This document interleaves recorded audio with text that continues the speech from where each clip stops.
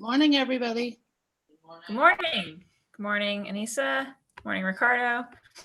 All right, I've been informed we're all set, so we are gonna get going now.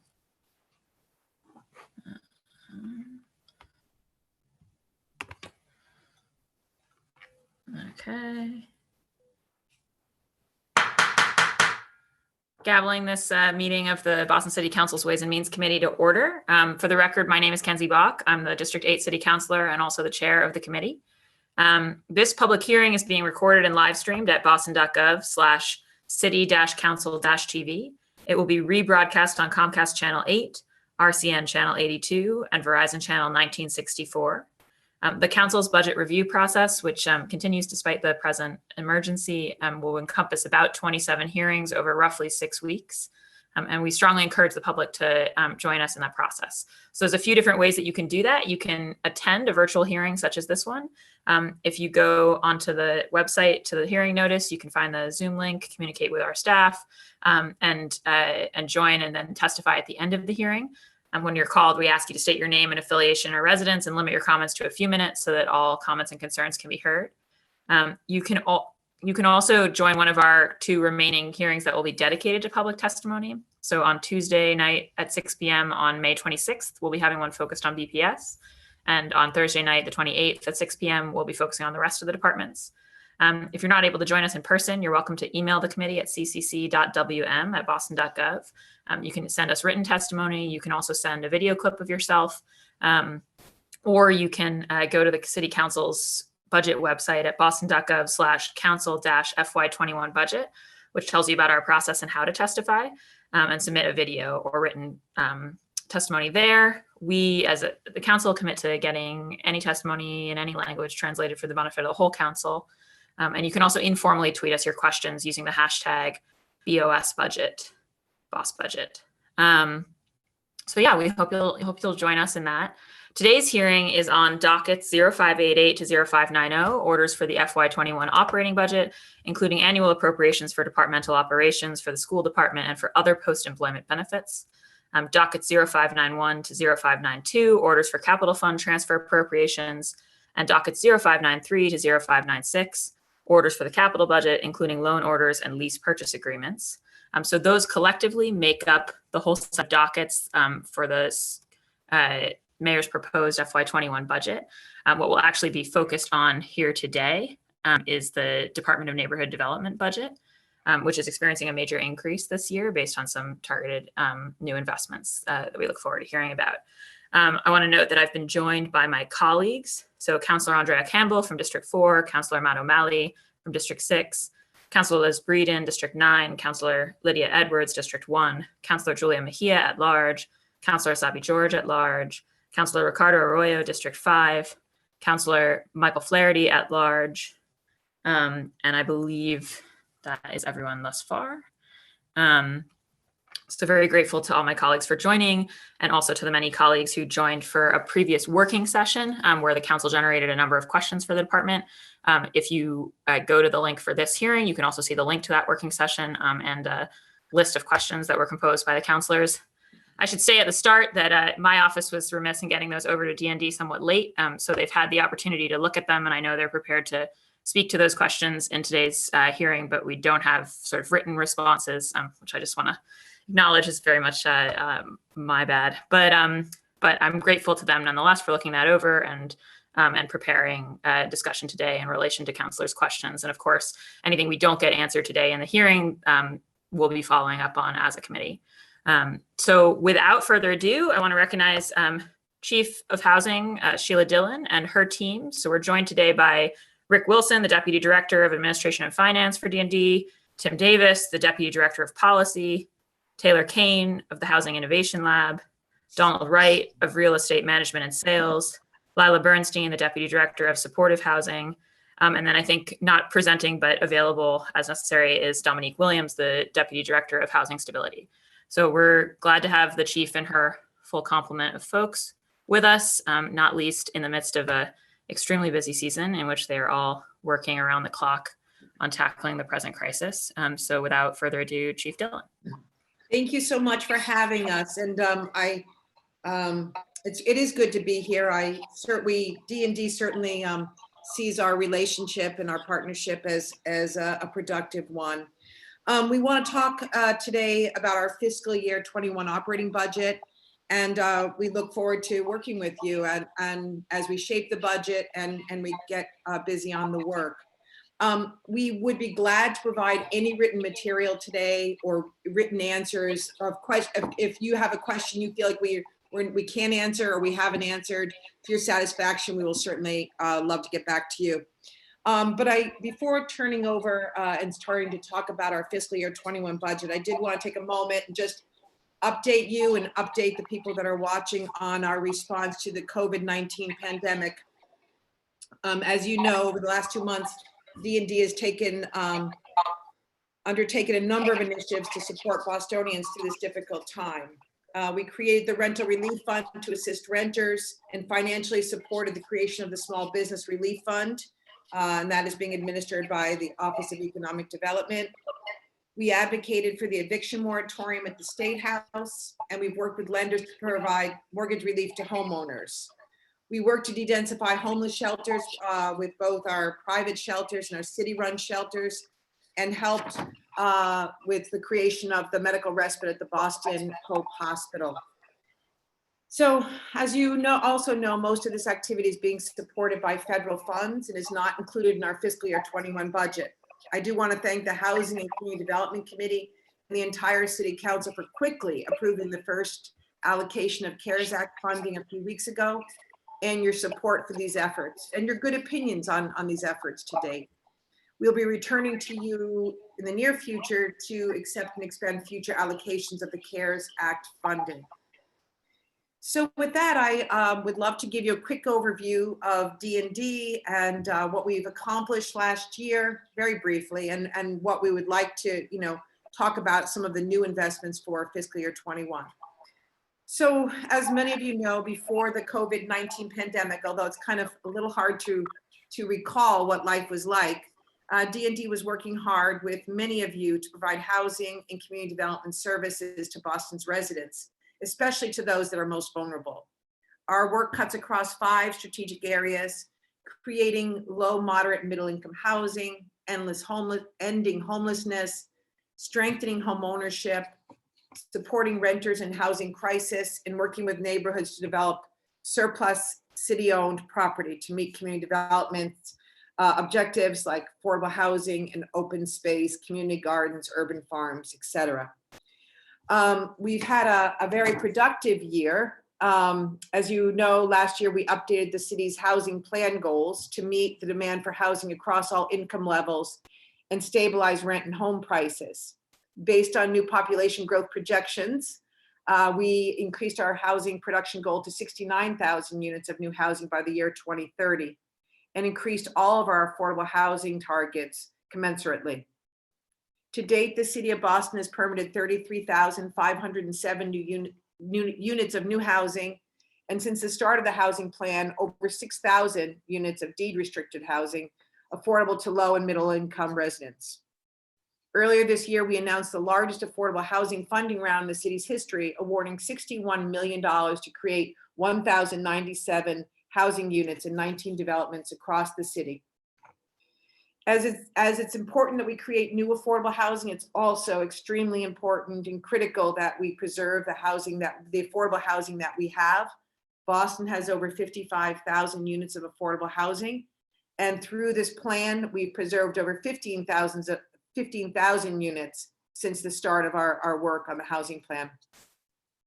We remain laser focused on the 13A developments that were all at risk, and some of them remain at risk of losing their affordability. It was, as many of you know, it was a state-funded program where the affordability is coming to an end, and the tenants do not have the federal protections that much of our affordable housing has. We've preserved just about half, 460 of the 1,000 13A expiring use units, and are on track this year to preserve another 150 units.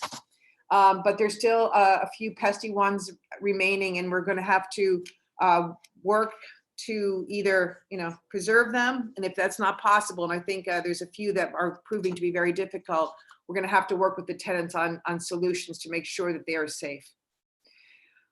Over the past few years, D&D has stepped up our efforts to prevent displacement by supporting renters to obtain affordable housing and stabilized tenancies. This fiscal year, our Office of Housing Stability issued an action plan to reduce evictions in Boston and contracted with a dozen nonprofit agencies to provide housing services to renters, housing search, emergency shelter, eviction prevention, rent arrearage, court advocacy, and tenant landlord mediation. With our partner agencies, we provided assistance to over 3,000 constituents and prevented over 500 evictions. We've also expanded our efforts to help residents buy a home. By fiscal year end, we will have provided education or down payment assistance to over 1,300 households. And we are also just about to launch the One Boston Plus Boston mortgage product with our partner MHP Fund, which will provide discounted mortgages and enhanced down payment assistance to income qualified buyers. We remain fixed on getting more of our moderate income families into homeownership. It's also critical that we help homeowners retain and maintain their homes to prevent displacement. So far this year, we've provided 171 homeowners with foreclosure prevention counseling and have helped 700 homeowners with minor and moderate home repairs. While a lot of that work has been suspended through the pandemic, we have performed 40 emergency repairs for seniors in the past 2 months alone, mostly roof repairs given the amount of rain. D&D's homeless and supportive housing team has continued to work very hard to implement Mayor Walsh's homeless plan. Since the launch of Boston's Way Home initiative in 2015, D&D and its partners have housed almost 1,300 homeless veterans and over 1,000 chronically homeless individuals. This year, we launched Rising to the Challenge. Many of you were involved in that, the city's first plan to end youth homelessness, and used just shy of $5 million in HUD funding to create new permanent housing opportunities for homeless youth and young adults. We are also wrapping up work with the consulting team hired to examine our adult homeless system, developing a strategy to reduce the inflow into our adult shelters by connecting every person seeking shelter with safe alternatives whenever possible. And finally, as you know, in January of 2018, the mayor announced the creation of Boston's Way Home Fund with the goal of raising $10 million to create 200 units of permanent supportive housing. That goal was achieved this past January, 2 years earlier than expected, and that money will be used on the development at 3368 Washington Street in Jamaica Plain by Pine Street and TCB. I cannot be more pleased with how hard the staff at D&D have worked this year. However, we wake up each and every day knowing there is much more to do. That's why we look forward to working with you in fiscal year 21, working closely with you to improve housing accessibility to all of our residents. So I just want to, and I am wrapping up. In fiscal year 21, our budget submission, D&D has outlined our goals and new initiatives for the new fiscal year. Let me highlight just a few. In fiscal year 21, we'll continue to build housing for households of all incomes, but D&D's focus will remain laser focused on low and moderate income production. We have a healthy pipeline of affordable housing developments that we will work hard to advance, even under the current circumstances, and I'm sure we'll be talking more about that. We will also continue to work with our development partners to acquire existing market rate housing that we will help convert into permanently affordable housing. This initiative, our Acquisition Opportunity Program, AOP, is pledged to take 1,000 units out of the speculative market. To date, AOP has created 258 units towards that goal. In fiscal year 21, we'll assist over 4,000 individuals through home buying classes, foreclosure prevention, down payment assistance, and home repair programs. And we'll also place 220 chronically homeless individuals and 200 homeless veterans into permanent housing and assist 200 young adults with both services and housing outlined in the city's Youth Homeless Action Plan. And as displacement continues to be of our utmost concern now more than ever, we will work with our nonprofit partners to provide housing search, legal referrals, and assistance with rent arrearage. While this work will stop many evictions, we know they will need additional tenant protections. That's why we'll continue once again this year to push state legislation that will provide tenants with legal right to counsel if they're facing evictions, provide tenants with the right to purchase their apartment buildings if they're put up for sale, and protect our elderly by requiring owners to have a just cause and limit their rent increases. This is common sense legislation, and I have to scratch my head and wondering why it's not sailing through the State House. So that's what we've been doing in fiscal year 20 and what we have planned for 21.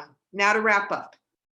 Our fiscal year 21 operating budget request, including the Housing 2030 special appropriation, totals $27.1 million, which represents an increase of $6.5 million or 31% over our fiscal year 20 budget.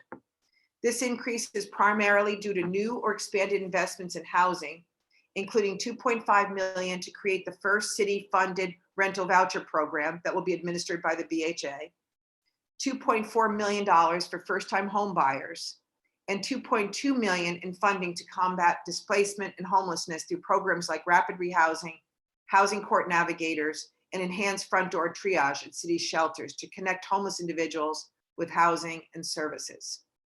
We will also be receiving $5 million in capital funding to pilot a program that will help pay for the infrastructure costs associated with housing developments in exchange for affordability, as well as $5 million to support upgrades at the BHA elderly and disabled projects. As you know, most of DND's funding comes from external sources.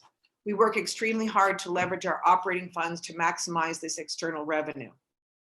The proposed budget reflects an estimated $87 million in external funds for fiscal year 21, and that does not include CARES Act funding.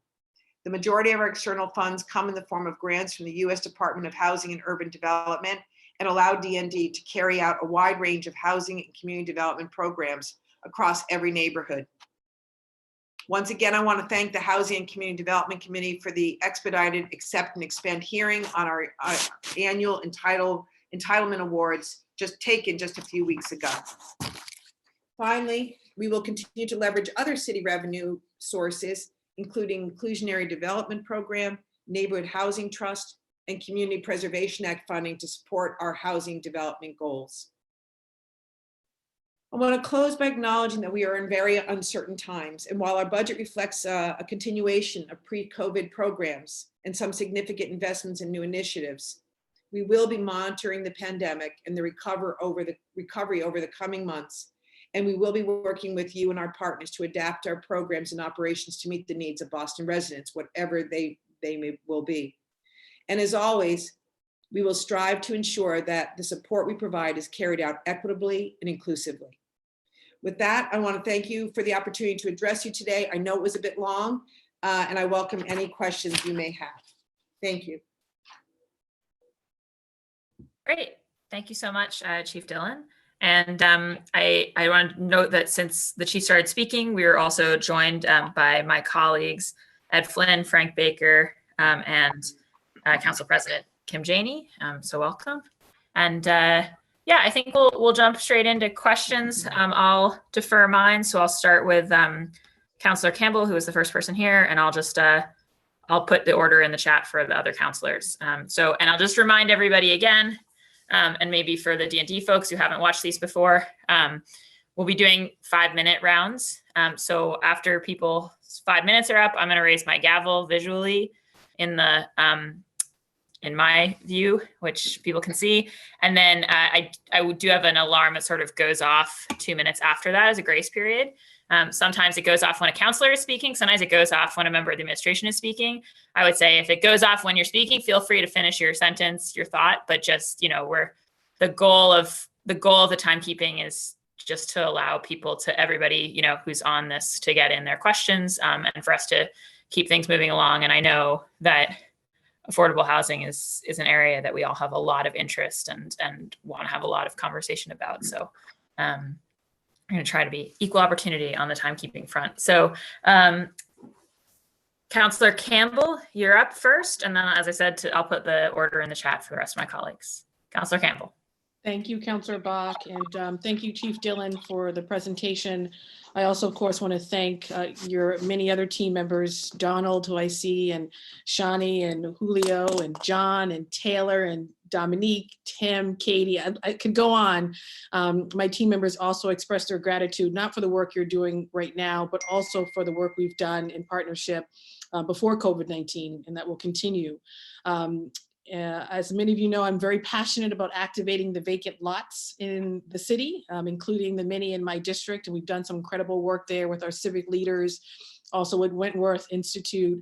And so one of my questions has to do with what type of investment might we need to see to activate some of these lots a little quicker? How does COVID-19 affect that?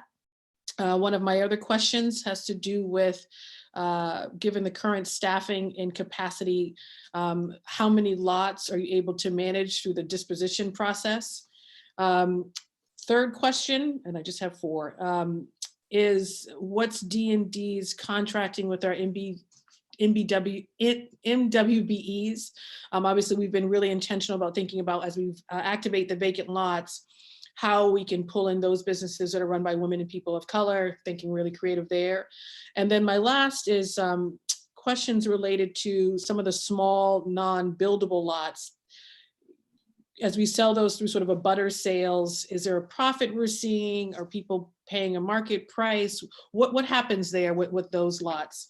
Those are my questions for now. Other questions that I have, I can email to Councillor Bach or follow up separately, because I know how busy you guys are. Thank you, and thank you, Councillor Bach. No, thank you for that question. And you know, we are D&D is very anxious. I mean, I think an ideal state for us would be that we don't have any, we don't own any property, right? It's all owned and developed and for affordable housing, and it's owned by the community. And your office has been a fabulous partner in thinking about how to activate the lots, especially around up and down Blue Hill Avenue and in your district. So we remain committed. We did suspend over the last 2-ish months now, all activity related to community conversations. And we were just about to begin starting on either end of Blue Hill Avenue and going up and having robust community conversations on all of those lots and in several blocks.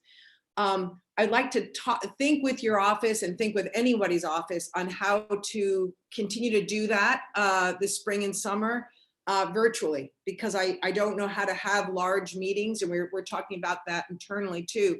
How do we have large meetings safely, And so, if we did have disposition meetings virtually, would people feel like they were heard? We need to be careful because we want to make sure everyone has a voice. So I'd love to think that through with you. We've been giving it some thought. I don't know if we've landed on anything in particular, but we only have several hundred lots left that aren't actively in program, but we would love to move it all. Our ideal really is we get property through surplusing or tax foreclosures, and then moving it right back out. So I feel a little frustrated that a lot of the good work and the planning that we were doing has stopped, but we'd love to resume it. But we will get over to you. I think you have, but we'll get over a fresh list of all the lots that we are working on.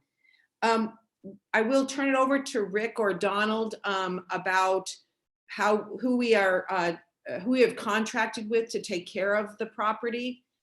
We've been very intentional about making sure that the contracts are going to Boston residents and going to MWBE businesses, but I don't know if you'd like to talk about that, Rick, and then maybe Donald could talk about outreach.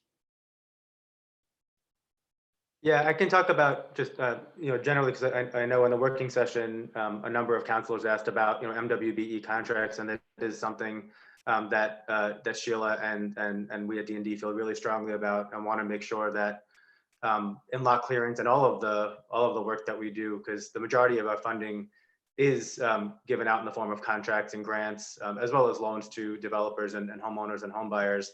And we want to make sure that MWBEs are well represented across all of that activity.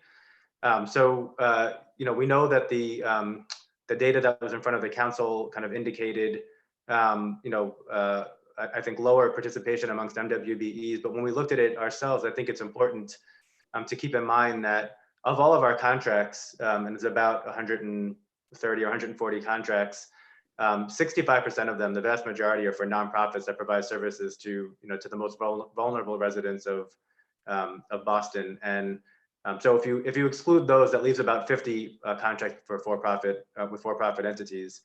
And of those, so that's about 35% of our total contracts. And of those, what I think you saw was that there was one who was a certified MWBE, which we are, that's certainly not good enough. But we know that there are about 19 of those vendors that are MWBEs who aren't certified with the city. So if you include those, that gets us up to about 40% of our contracts with for-profit entities that are MWBEs. So I think we feel, pretty good about that. Of course, we always want it to be higher, but we do want to encourage those vendors to get certified with the city. And we've talked to OED about the process to make the certification process simpler for those businesses, because we have heard that it can be a little cumbersome. But again, it's definitely a priority for us. We try to do the best we can. We include language in all of our RFPs around diversity and inclusion. And I think, Donald, if you don't mind, I'll turn it over to you to kind of talk about the outreach that we're doing and what's included in our RFPs. Yeah. And thank you, Rick, and Councilor Campbell. Great to see you. I hope you and your family are doing well. I do want to talk and with some level of passion as well with regard to MBE and WB, as well as Boston-based contracting. This is something that we really take it an effort in, really from a boots on the ground perspective. We work closely with OED. We're partnering with a number of the workshops that they do. But we have this sort of approach in our division where we're talking to contractors as they're working. And so you might see guys next to our sites.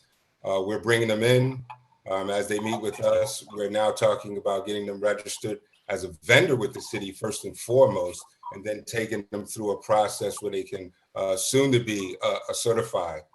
We've partnered with OED on workshops over the last few years. And what I can say is about 75% of the as-needed contracts that we have, which are really small in value, but it does provide a barrier of entry for folks on that scale. But about 75% of those are going out to MBE, WB, and Boston-based contractors. So that's a testament to my team, the supporting network of folks around, but just folks in general that believe in this. And so I think we've got a nice opportunity for folks, and that they do come to DND for that first opportunity. Thank you, Donald. And then finally, Counselor, the non-buildable lots. So we have been very, there's been a lot of. I see the gavel. I see. So we can email with respect to that. Fine. That one's. Yeah. So we can email that one. I'll email to you, Chief Dillon, and we can. Okay. Go Very there. good. Thank Very you. good. Thank you, Councilor Bach. Thank you, guys. Thank you, Councilor Campbell, for the excellent time management. All right, next up is Councilor O'Malley, and then it will be Councilor Breeden. Councilor O'Malley. Thank you, Madam Chair. Good morning, Chief. Good morning to your remarkable team.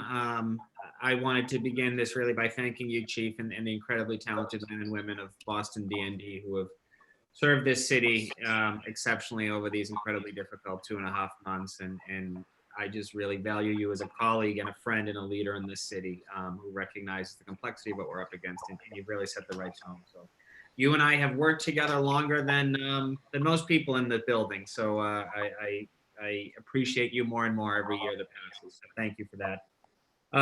Briefly, just wanted to go over some line items. Then I had a couple of specific questions for the first round. There were really only 3 increases. If you sort of go through the 51,000 life line items, permanent employees is up about 300,000. Is that any additional employees, or is those just raises and step increases for your team? I'm going to ask Rick. Rick, can you? Yeah. So that that reflects one additional position. We did get approval in the recommended budget for an advisor on family homelessness that Sheila or Lila can probably talk more about if you're interested. Not that I'm not interested. I just want to be mindful of my time. But an advisor on family homelessness is something we obviously all celebrate that position to help coordinate services. So that's great. Thank you. Yep. And then 52. This may be for you too, Rick. Line 52,900 is contracted services, is up about $582,000. What's that? So yeah, that a good chunk of that is actually due to it's a shift. This is going to be kind of technical, but from our environmental abatement program out of CDBG grant funding to operating funding, which will then free up the CDBG funding to be reinvested for housing. So we work with the budget office to do a little budget shift there, which in effect is an investment in housing on the grant side. Okay, and is the money for sort of that environmental abatement found elsewhere? Is it just shifting things around? Good. I can Yeah. say that for Chief Cook on Thursday. And then the biggest one, obviously, because it essentially level funded, or seems to be, most numbers reflect last year's, except 56,200 was a special appropriation of $6 million. I know that's for programming stuff, but can you just briefly talk about where that goes, Rick? Yeah, so those are all the investments that we got in our Housing 2030 special appropriation, and I can kind of quickly list them. I'm sure over the rest of the hearing we'll go into some of them in detail, but that was an investment in our front door triage at the homeless shelters, street outreach, homeless street outreach to connect people on the street to housing and services, rapid rehousing, $1 million for rapid rehousing for youth and young adults. That was included in our youth homelessness plan. An expansion of the Housing Court Navigator program in Housing Court, increased flexible financial assistance for renters, and Family Homelessness Advisor, which I mentioned, $2.5 million. Sheila mentioned the city's first rental voucher program, so that's nearly half of that increase is for vouchers, and $2.4 million for homebuyer assistance in the form of enhanced down payment assistance and the One Plus Boston mortgage program. And then the last one would be a pilot for a MWBE developer fund, which we should have mentioned in the last segment. I think Councilor Campbell would be interested to know that as well. It's a small amount of money, but we're trying to pilot some capacity building and technical assistance, pre-development support for MWBE developers. Terrific. And if we're looking at, will that number grow with the resubmission, recognizing the fact that additional rental relief would likely be needed as it relates to sort of COVID-19 and the supports we're putting in place? The rent relief, because we're kind of undertaking that in the current year. That's not included in the FY21 budget, and I think going forward, and Sheila or Tim can talk about this as well. We're really looking at the stimulus funding, so that would be covered in an accept and expend vote presentation that we would make to you. So I don't think we would come back as in the form of a resubmission. That would be handled through the accept and expend process of our stimulus funding. Okay, fair enough. Just maybe something to be mindful of going forward. I know we don't have unlimited money, but just something, obviously, as it looks like the need for rental relief will clearly extend into the new fiscal year. So appreciate that overview. Thank you, Rick.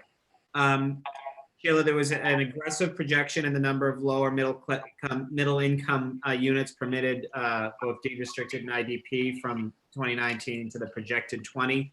It's 2,387 units, projected 4,550 for this year. And then the target for next year is actually sort of in between, about 3,304 total. Is that reflective of the fact that we've seen, a pause in the in Boston's real estate market right now, and concerned that it's going to enter a bear market during the recovery? Yeah, that is certainly, we do anticipate that the inclusionary development units associated with market rate development may slow down. We have created a lot of middle income housing through the IDP program.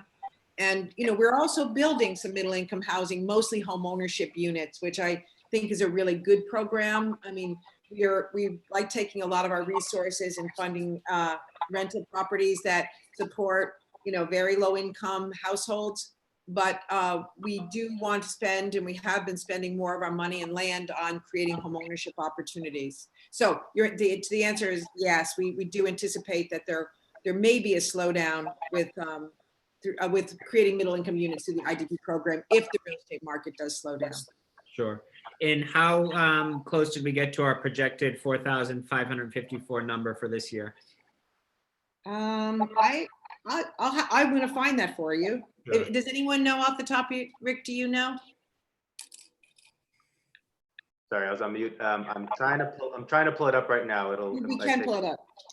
Great. I'm, And that's, yeah, just more curious than anything else. And then second, I guess this will be my final question. If you find that number, you can chime in, Rick. But following on that, as it relates to the disposition of property, which we've worked well, Sheila, and we've been able, I think, to identify some great public-private partnership as it relates to creating real affordable housing through disposition.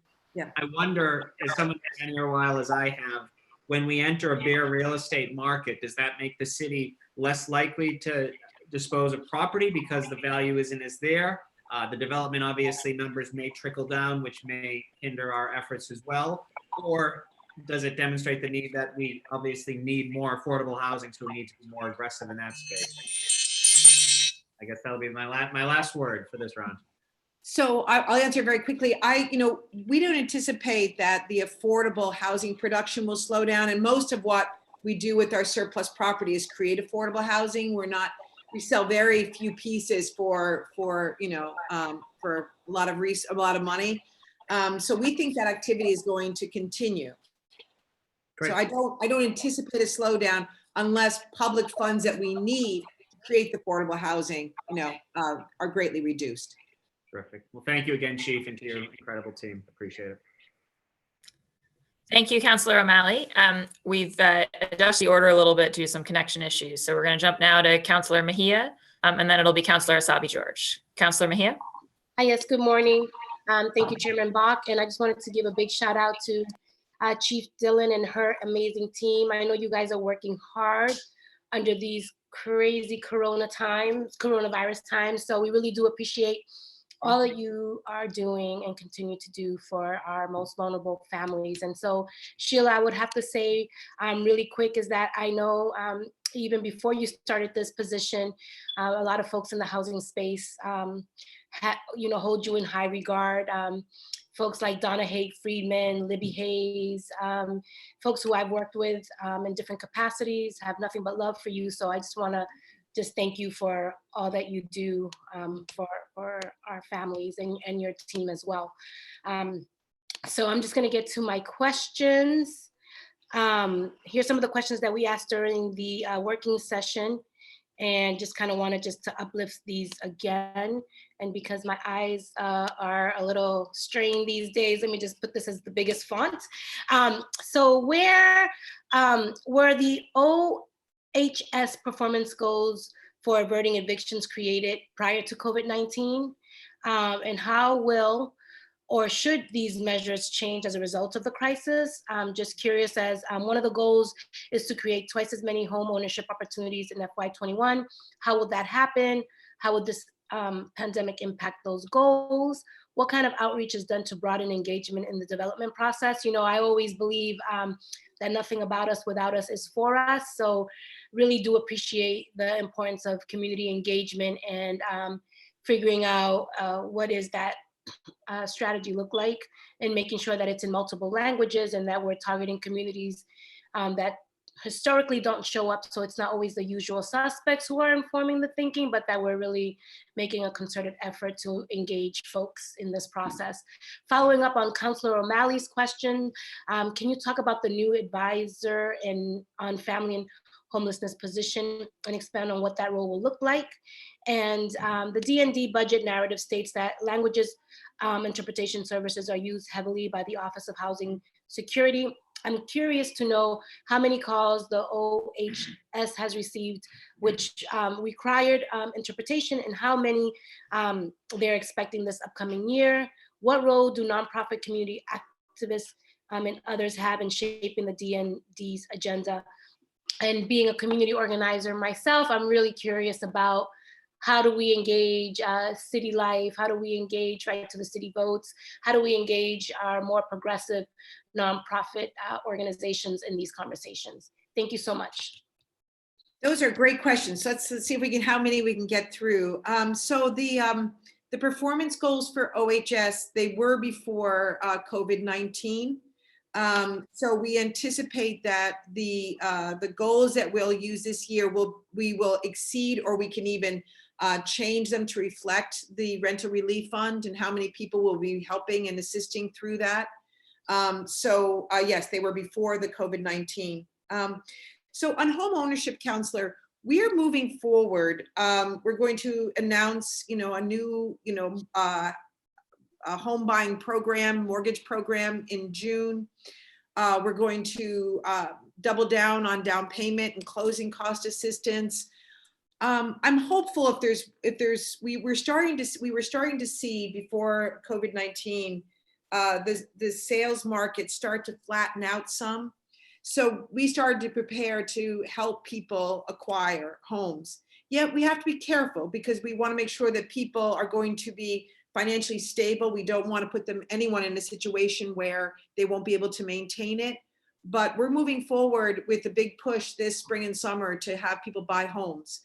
It will be challenging to view homes. There is not a lot in the market right now. I think people are sort of hunkered down and staying put. But still, I think we're going to go forward with a lot of resolve. If I could talk a little bit about community engagement, and I saw that your question come over earlier, and I think it's a very good one. Just want to talk a wee bit about how we shape policy and how we put together our goals and plans. And I listed out, and I just want to read them. We have a housing advisory task force. We have an eviction prevention task force. We have the Boston Continuum of Care leadership team and steering committees. We have the Boston Advisory Council on Ending Homelessness. We have the Boston Youth Action Board. And we have a disability task force that we run and manage with Commissioner McGosh. And on all of those boards and commissions, there's a lot of representation. There's representation from communities, nonprofits, advocates, regular folks that actually have been through situations. We have a homeless advisory board for those that are homeless or have been homeless. So we take those conversations and work very seriously. We never develop policies or programs without a lot of input. And we certainly welcome the City Council's input going forward and your input. And if you have people that you feel that you hear they're maybe not plugged in, we would be glad to talk to you and see how we can plug them in. The bigger the table, the better.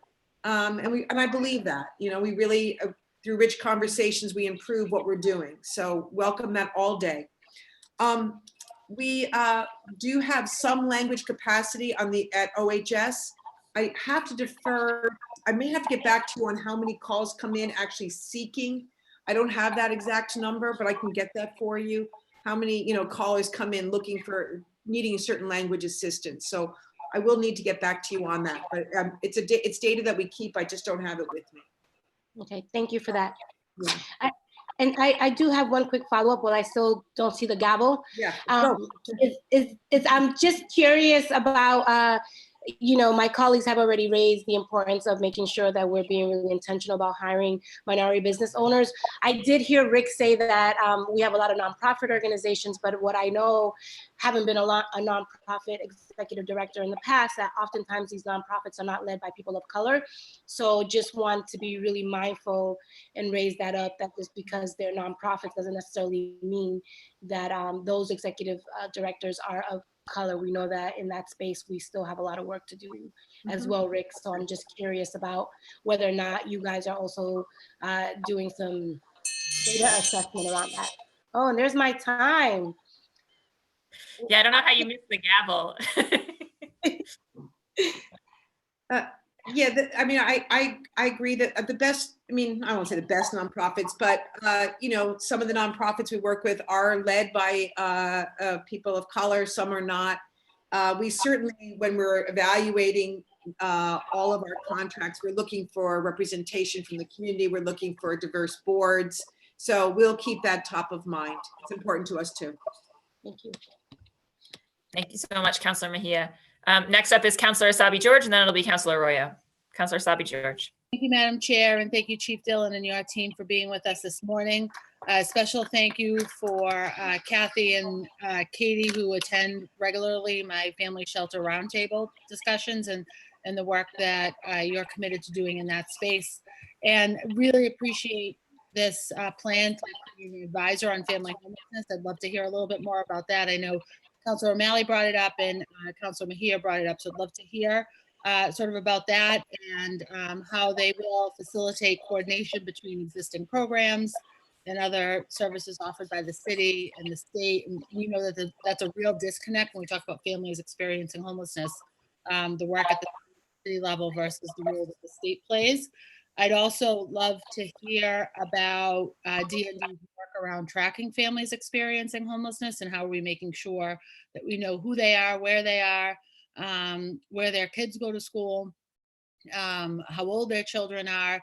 That's really important to me. And then I'm really interested in getting to a place where we're writing a plan, an action plan to end family homelessness. We've talked about this now 4.5 years or so. And I think it's really important that if we don't set goals to end family homelessness, even if it's going to take a longer period of time, then we're not working towards it. So I'd love to hear a response to that. I also have some questions around youth homelessness, and then really interested in the work of the homeless peer navigators. Thank you, Madam Chair, and thank you, Chief. No, thank you. Those are great questions. I'm going to hand this over to Lila Bernstein, who has been giving this, has been lead on this particular position and how it will fit into our work on homelessness. But I just wanted to go off mute and thank you for your advocacy for this position. I mean, you've been raising this issue for quite some time. We've been very focused on individuals, but I think we can get now with this position, get much more intentional. So with that, I want to hand it over to Lila. Good morning. Good morning, Counselor. Can you hear me? Yes, good. So first to talk about the family advisor, and I want to echo what Chief Dillon said. We are really appreciative of your leadership around family homelessness, and we're really excited about adding this new position. So as you know, on October 28th in 2019, you filed an ordinance to create the Special Commission on Ending Family Homelessness. And so that kind of pushed our thinking further. And the proposal in the budget today is to create an advisor on family homelessness role to staff this commission, to staff the special commission, but also to drive the documentation and implementation of Boston strategies to prevent and end family homelessness, to drive advocacy with state systems, and to improve outcomes for homeless families, as well as convene partners to improve coordination. So there's a lot that's driven by the state, but there's also a lot of resources that the city controls that goes into ending family homelessness, and we really do need a point person to improve this coordination across systems.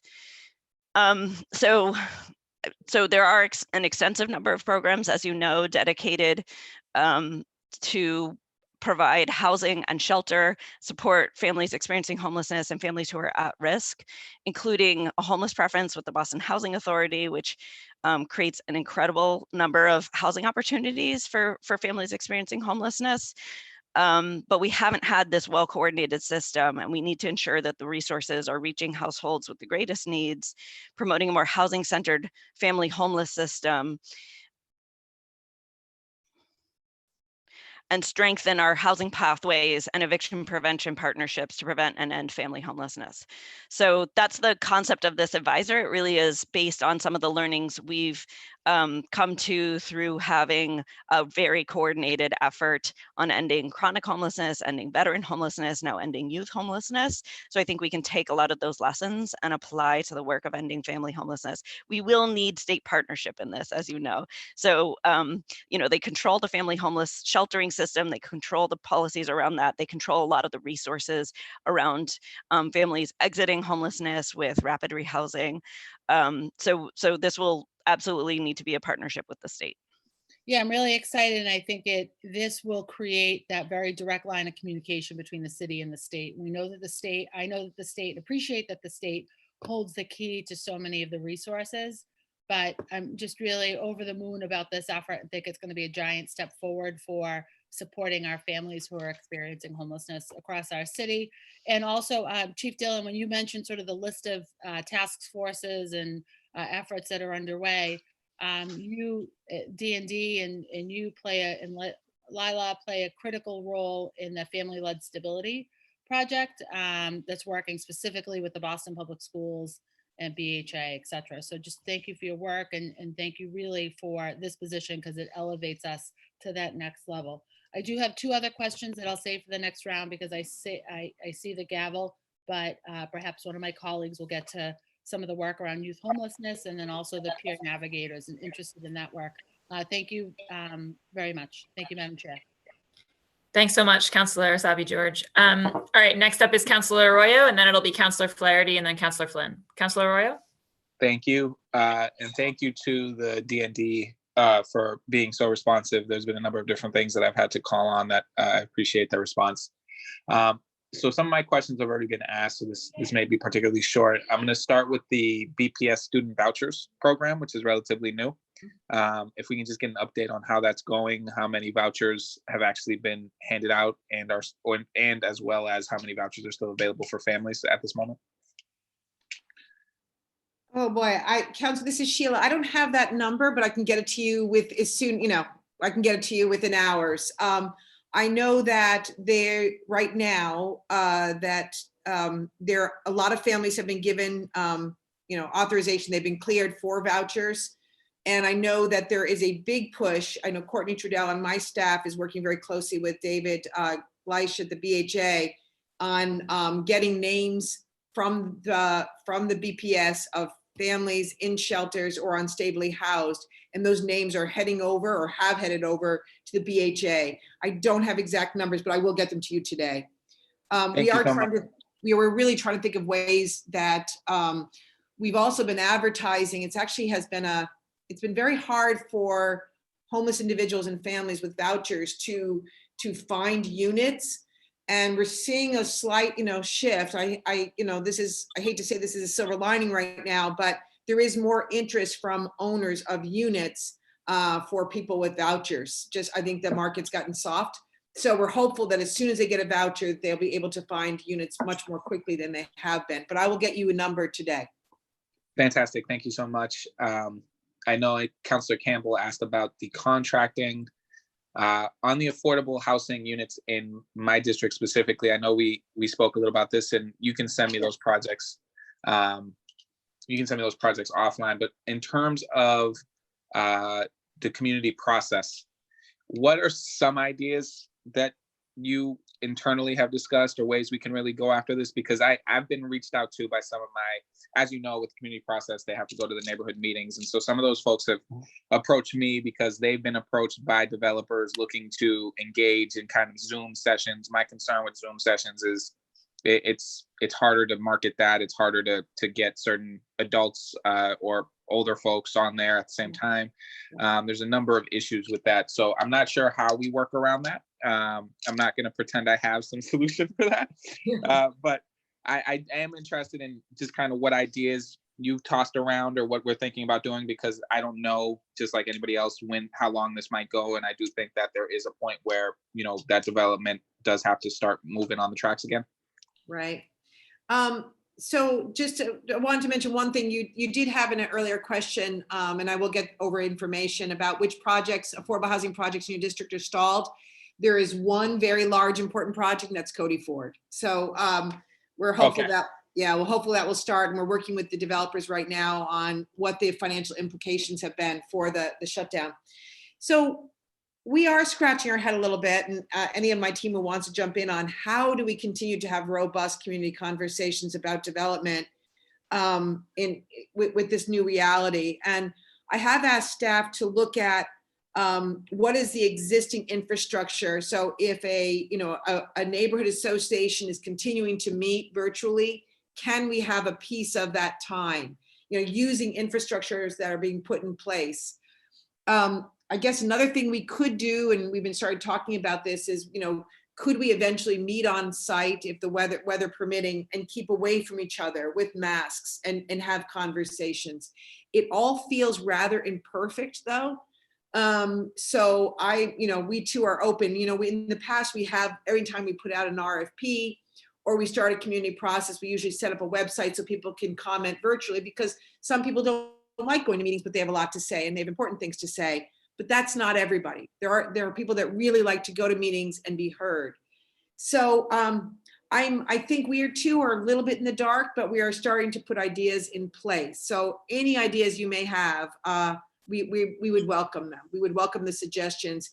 And if you do have neighborhood associations that you think are doing a good job with communicating during this time, we would love to reach out to them too, to sort of see if their infrastructure could accommodate some of our work. Okay, I appreciate that. And I'll reach out with that information. Great. Let me just see really quick if there's anything that, so many questions have already been asked. There's, one last one, I'll leave you with this, is obviously the rental relief program is still going, right? There's like a second wave of that's going to happen at some point. Are there any plans to bring that forward into the next year beyond, like once these funds expire? Is there any plan to kind of try to create something similar like this? Because the economic crisis that we're in, it's hard to tell where it's going to be in a year or how deep it's going to be. But is this something that we see more as a one-time application of funds, or is there some conversation within DND to kind of create this as an ongoing program?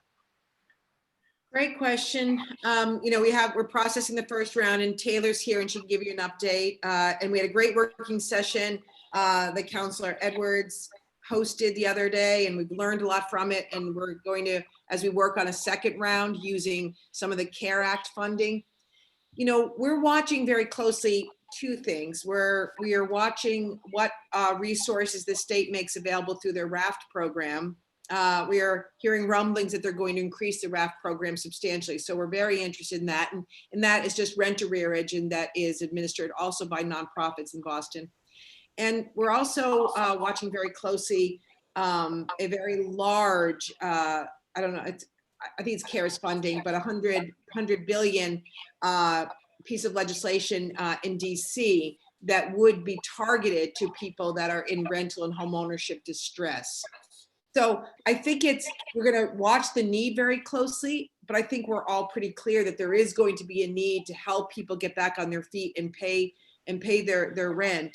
And then we're also watching these, external resources to see how they can be used to continue the program. I'll throw it out to Tim or Taylor to see if you have anything you want to add. This is Tim Davis. In terms of the federal landscape, yes, we're certainly looking and watching to see what those numbers are. There are additional CDBG funds yet to be allocated to the city, and those do not have to be spent until later next year. So some of those could be used as a resource for further down the road. And the bill that Sheila mentioned is called the Emergency Rental Assistance and Rental Market Stabilization Act. It has been filed by Representatives Waters and Heck and Senator Sherrod Brown, and we are working with our partners in Washington and trying to support that, which could be a freestanding bill or it could be part of a fourth kind of CARES Act bill. Thank you. Thank you so much for that. With that, I'll save any questions I may end up with in the second round, but I do.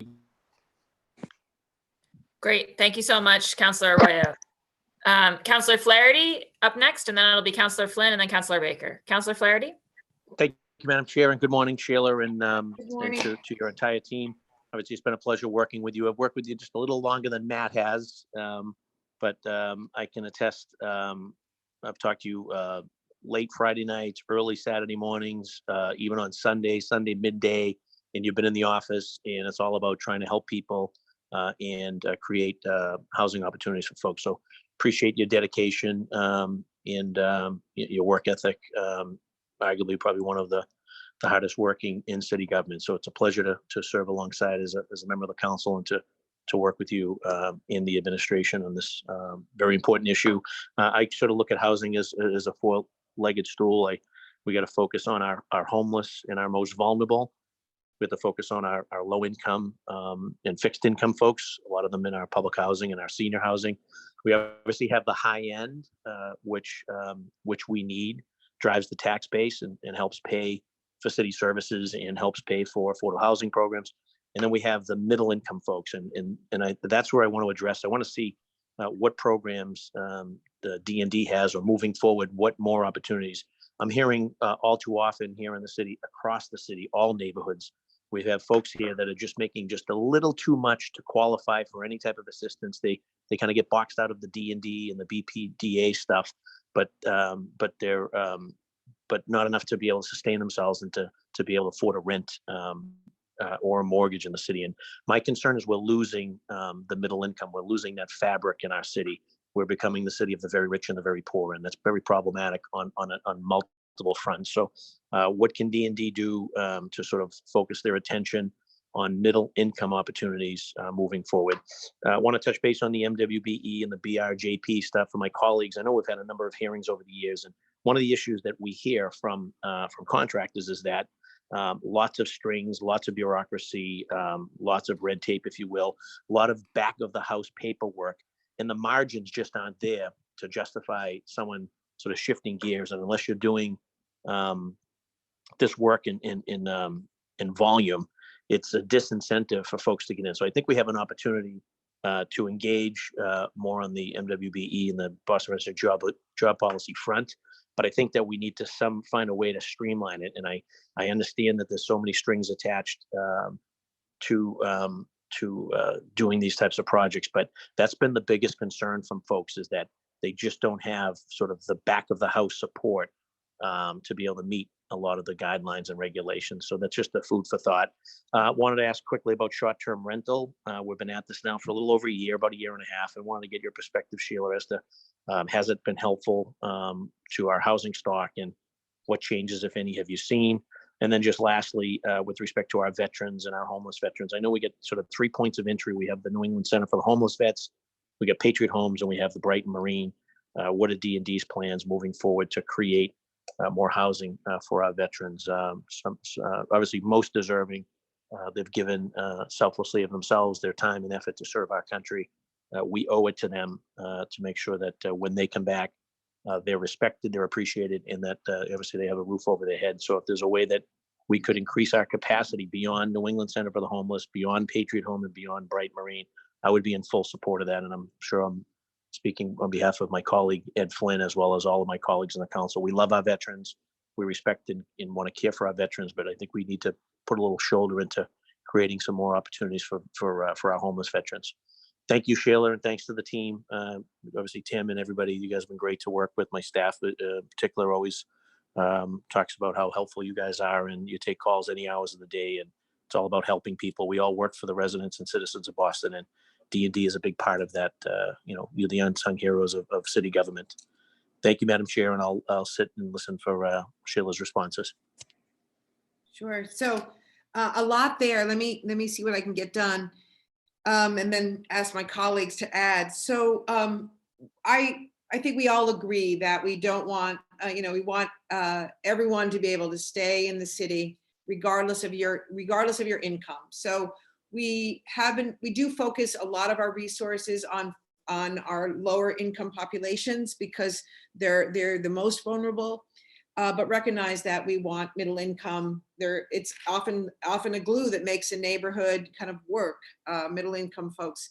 So about half of the deed restricted units that we have created have been for higher income. I mean, they're middle income households. And then we track when market rate units come on, who are they affordable to? So every market rate unit that comes on, we're looking at the sales price or the rents. And, we've created about 6,000 units that are, I say, affordable to the middle income, but are not deed restricted. But I think we would all argue that that is not enough. And I think the market has been slow to respond to this very big need. And we are always talking to the market. How can you create something that is more moderately priced? It would be good for them, good for the city, good for all of us. So we'll continue to push. I mean, they know that we count. We know that we're looking at this. We don't have any legislative sort of requirements except beyond the IDP program, but it is top of mind all the time. How do we get products both for home ownership and rental that are just more moderately priced? So I appreciate that you continuing to raise that, because if the market would take care of housing our middle class, then we could do even more with our resources to help the most vulnerable. Short-term rentals, we did start to see, rents stabilize, and there was a lot of factors at play in year over year, the last quarter or 2 quarters actually. We're starting to see increased units in the city, so supply will help moderate prices. But a lot of units came back online December 1st, and so we are starting to see rental prices moderate. I think we'll continue to track that. We do owe a report on market conditions as the requirement that short-term rentals, except under certain circumstances, stop. So I think it's having a positive effect. And certainly we're hearing from neighborhoods that it's just their neighborhoods are nicer places to live. They have, residents now staying for a year or more, and they're not seeing the shuffle of people coming and going every night. So it's been a real success, and I thank the City Council for your support on that. With veterans, we have to date housed 1,200 homeless veterans through the homeless plan. And you're right, we have built, Patriot Homes, and Brighton Marine is under construction, the main tower. We're also working with Brighton Marine on, to do, I think it's 35 units of supportive housing on that same campus. But welcome additional projects just for veterans. I'll stop. Thank you so much. Thank you, Councillor Flaherty and Chief Dillon. Next up is Councillor Flynn, and then it'll be Councillor Baker and then Councillor Janey. Councillor Flynn? Thank you, Kamala. Thank you and your team for your professional work. Sheila, one of my concerns is the economic saying that the Councillor Flynn, can I suggest you might try turning off your video, just because we're getting very poor audio signal. So maybe if you turn off your video, we'll be able to hear you better. Can you try talking now? Yes. I don't know if that's a little better. It's a little better. Yeah, let's try, and then if it fails, we might ask you to reconnect, but give it a go. Yeah, thank you and your team for your hard work and professionalism. Sheila, my main is the economic development we're seeing at the South Boston front, and we make sure that the events of neighboring communities such as South Boston, Chinatown, or the South End are better built from that South Boston waterfront. Are we building in the neighborhoods in connecting the South Boston waterfront with the surrounding neighborhoods in making sure that that money developments benefit impacted communities?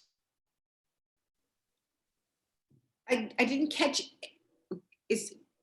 every word, but I think the request or the desire is that that there's when new development is undertaken, that the housing resources, both linkage or inclusionary development, if there are offsite opportunities, stay within the impacted neighborhoods.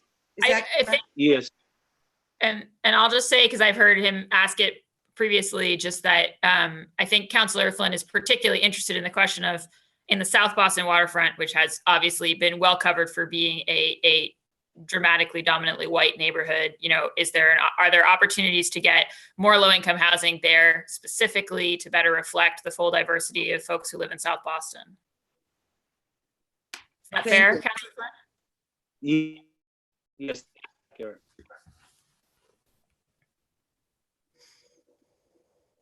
So I can try to answer it, but I'm looking at my colleague Tim Davis as well, who was at the BPDA. So a lot of the some of the affordability requirements at the Seaport were met by developing affordable housing in South Boston. I want to say proper, not the Seaport, right? South Boston, not the Seaport.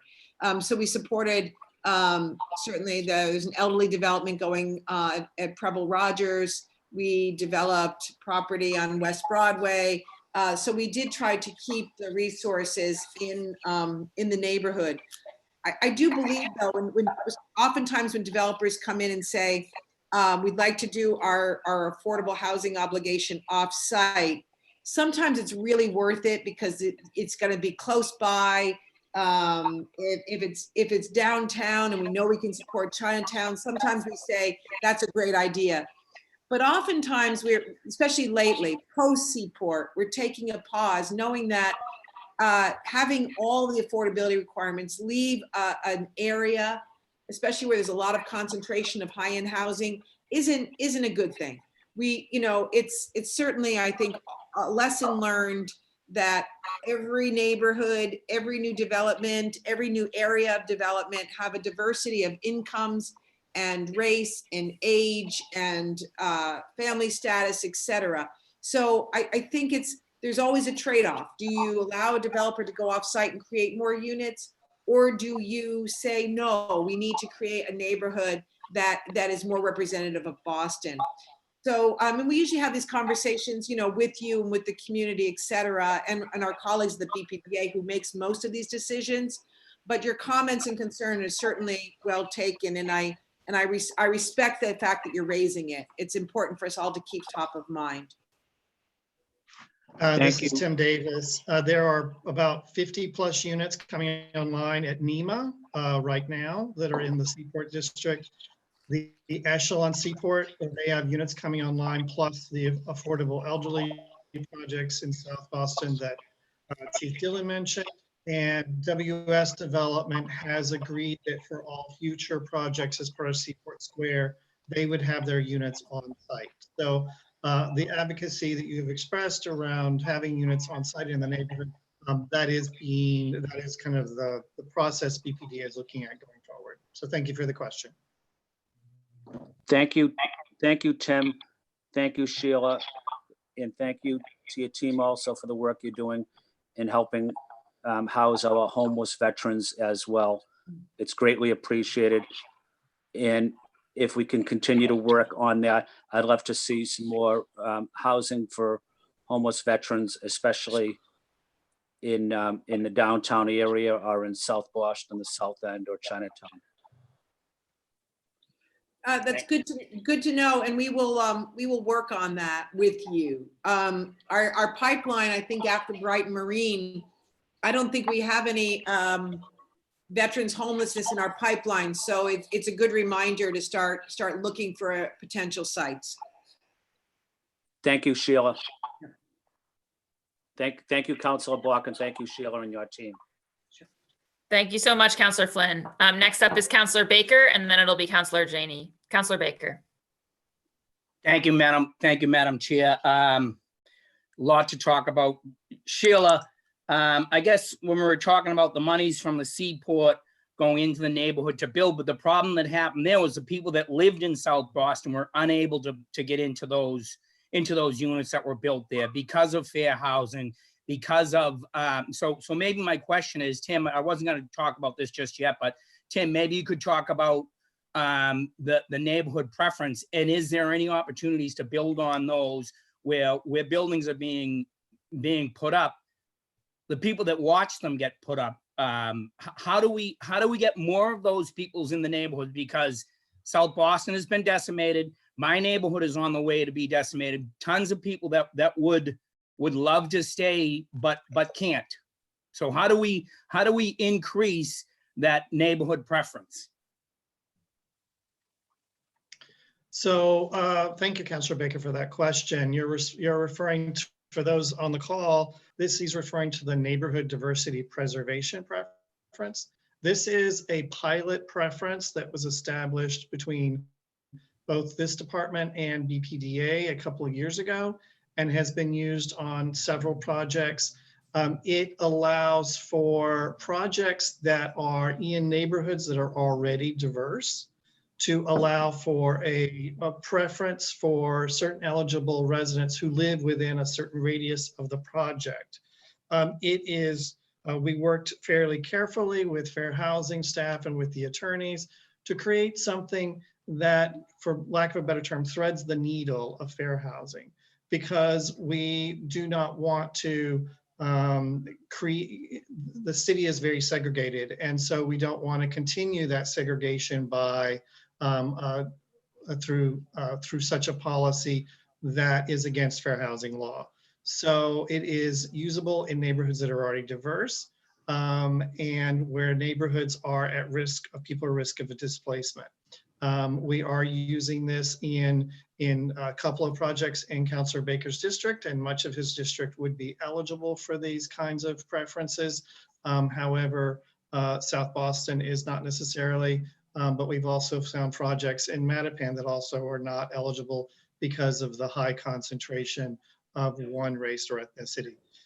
We are going to be looking at this policy further to see how it might be, to see if it is working, to see who is actually getting those units, but also to see if there are ways that we need to change the eligibility to broaden who can access this particular preference. Thank you. Thanks, Tim. I think it's definitely something we should be looking at. Sheila, NHI, do we have a schedule for NHI this year? Is that a program that's up and running? And yeah, we love neighborhood homes. Yeah. So we had a lot of projects. We had several projects that were suspended, but we are waiting for the moratorium to lift, and then they will get back. We also have some RFPs that are, I think we've got one RFP that was on the street that we extended the response. And then we have a pipeline of additional lots that we would like to put out. So we're going to continue to put out our small property through NHI. It's a great program. And how many, approximately, like, how many units are being built right now, like that got stopped? Do you have a sense of that? And if you don't, you can just send it to me. Yeah, I know. So, like, overall there were 24 projects that that totaled about 800 DND funded projects, 800 units that were stopped. But I don't know, of that 800, how many were NHI. I can get that over to you. Yeah, and maybe the number, how many of those would be home ownership also? Because Sheila, I believe there's opportunities there to take that NHI model, larger lots, more densely packed, and maybe if we could start looking at, because I'm looking at large development in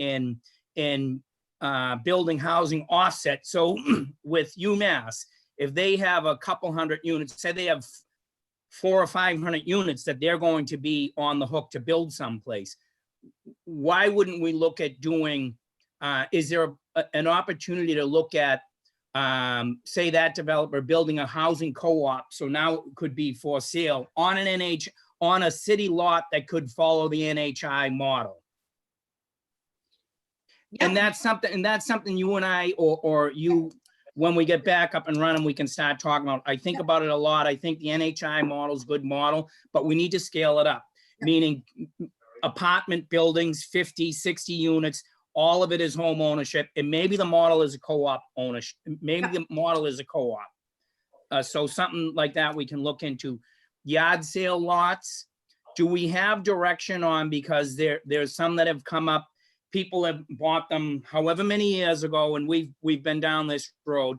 Is there are we looking for something in particular for those people that may have a lot that they could build on, but it was a restricted lot to be not buildable because it was a yard sale?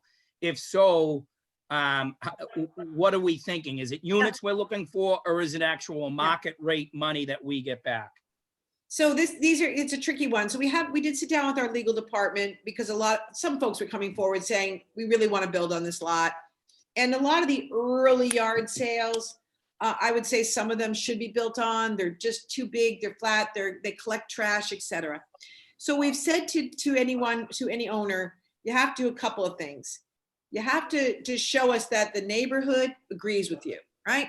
So are the abutters in the neighborhood association, are they happy with the idea of you building? If so, we want to see it in writing, right? We want to see.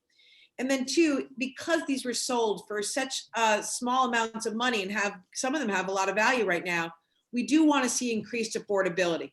So instead of just the 13% on site, you're going to have to give us more, and we can amend the deed restriction to reflect more affordable housing versus open space. So we haven't, once we give that criteria, we haven't, some folks go away, but I think we got to stick to that because it was a public asset. We're looking at the site specific, see what would be the best model. So we're going to need to do those one at a time. Yes. Okay. And look for, if you have developers or owners that want to come and talk about that, would love to. Yeah. Okay, and just a couple quick questions that you can get back to me. The percentage of affordability in Boston's housing stock. Yep. External funds, I know when times get tough, it tends to be those positions that are funded with external funds. Is your department, and I know you guys are heavy on that. Yeah. Are we in jeopardy of losing those funds and losing people? And my last point is, you talk about outreach to different people to come and make sure that their opinions are heard. I don't see any outreach to the business community, and how we build efficiently city assets attached on to builders, business people. There's a model there to get business here, people that actually build these buildings, and not saying get away from the CDCs altogether, but how do we mix it in there? Because builders build, CDCs don't necessarily build. Thank you. And you can answer some of those on email. Last question, what does DND do for printing? If you can give me a yearly cost estimate. Oh, okay. That I'm not prepared to talk about. Right. Well, you can do some research and get back to me. Sorry for taking so long, Madam Chair. Thank you. We'll get back to you, Counselor, on those questions. Thank you, Sheila. Have a good day. Yep. Yeah, thank you. Sorry. I realized mine was muted, so you didn't hear the alarm go off, but thank you, Counselor Baker. That was perfect. I couldn't hear the alarm. Next up is Council President Janey, and then it'll be Counselor Breeden and then Counselor Edwards. So Counselor Janey. Hello, can you hear me? Yep, we can hear you great. Connection's okay. Okay, good. Thank you so much. And thank you, Madam Chair. Thank you, Chief Dillon. Many thanks to folks on your team. Good to see folks. I don't see Aretha and Franklin, but good to see everyone else on the team. I'm really excited about the increased investments in affordable homeownership opportunities through the One Plus Boston Mortgage Program, as well as through CPA and the resources there. There's a lot of resources coming to my district through CPA, so that's exciting. I do worry though, because of the economic downturn and everything that is happening, and the large number of residents in my district that are renters. So my district is 81% renters, and so they're very vulnerable to displacement and eviction. Want to continue to do everything we can to support them, as well as advocating for mixed income housing. I have questions, as I always will, on one, the procurement. And I know it was discussed, I think, a little bit in this hearing, but I didn't hear any clear numbers about the spend. Same thing with Boston Residency Jobs. And I know that one was discussed in the hearing, but I would like some clear data on just where we are in the numbers and where we hope to go there. I'm also interested in, so if you have those numbers now, that would be great. If not, I would just like clarity about how much we're spending where for people of color, women-owned businesses. So I have the BRJP numbers for the last 6 months. So I think it's a pretty good snapshot. And actually, yeah, and I don't have to go through those. We talked about those in the earlier hearing, and I do want to just give you a shout out, or whomever's responsible, a shout out to see the numbers for people of color increase, but I will obviously point out that for residents, we've got work to do on that. So kudos on that, but on the other spend, I would be interested in that in terms of procurement and contracts. So Rick, you summarized the number, but do you have the amounts? I'm sorry, I apologize. We did not kind of break it down that way, so we would have to provide that separately. That's fine. You can get that later. That's fine. I would certainly appreciate it. I think others of my colleagues would also appreciate it. I would be interested also in understanding about the city-funded rental program and where we are with that, how much is going into it, how many residents are going to benefit with the process, any lessons that we're applying from the emergency rental relief program that will be applied. I'm just going to get a couple of questions out before I see that gavel. And then I will pause because I can wait for a second round if need be. I'm also interested in just where we are in terms of the housing goals. I know in FY20, I think it was 3,275 new units of housing. It was the goal. I'd be interested if we reach that. And then where we are for FY21 in terms of a goal of number of units, as well as the amount of money and the number of people that we hope to house with that, and whether or not COVID has impacted that, those goals for FY21. I will pause there. If we have time for more, I'll go through some more. Thank you. So it's funny, I know where we are with the overall housing goals. I've got a morass of papers here. I'm usually have a binder. This is a little hard to do. But so we're with the overall production goal, we've exceeded, year over year, we've exceeded just the sheer number of housing units that we're bringing online. We with the middle income restricted units, because a lot of that is tied to IDP and market rate development, it's the developer set aside. We're at about over 90% of where we need to be. With the affordable housing production, because we are waiting, we're a little behind. We're about 75% where we need to be at this point in time, but we're expecting, because we made some very large infusion of resources, $60 million for over 1,000 units, that once those projects start, we will see that percentage go up. We're also waiting for the state to fund a very large pipeline of affordable housing projects. So I can get you the year, I track it over time because development ebbs and flows, but I can get you a year by year breakdown, Counselor. I'd be glad to do that.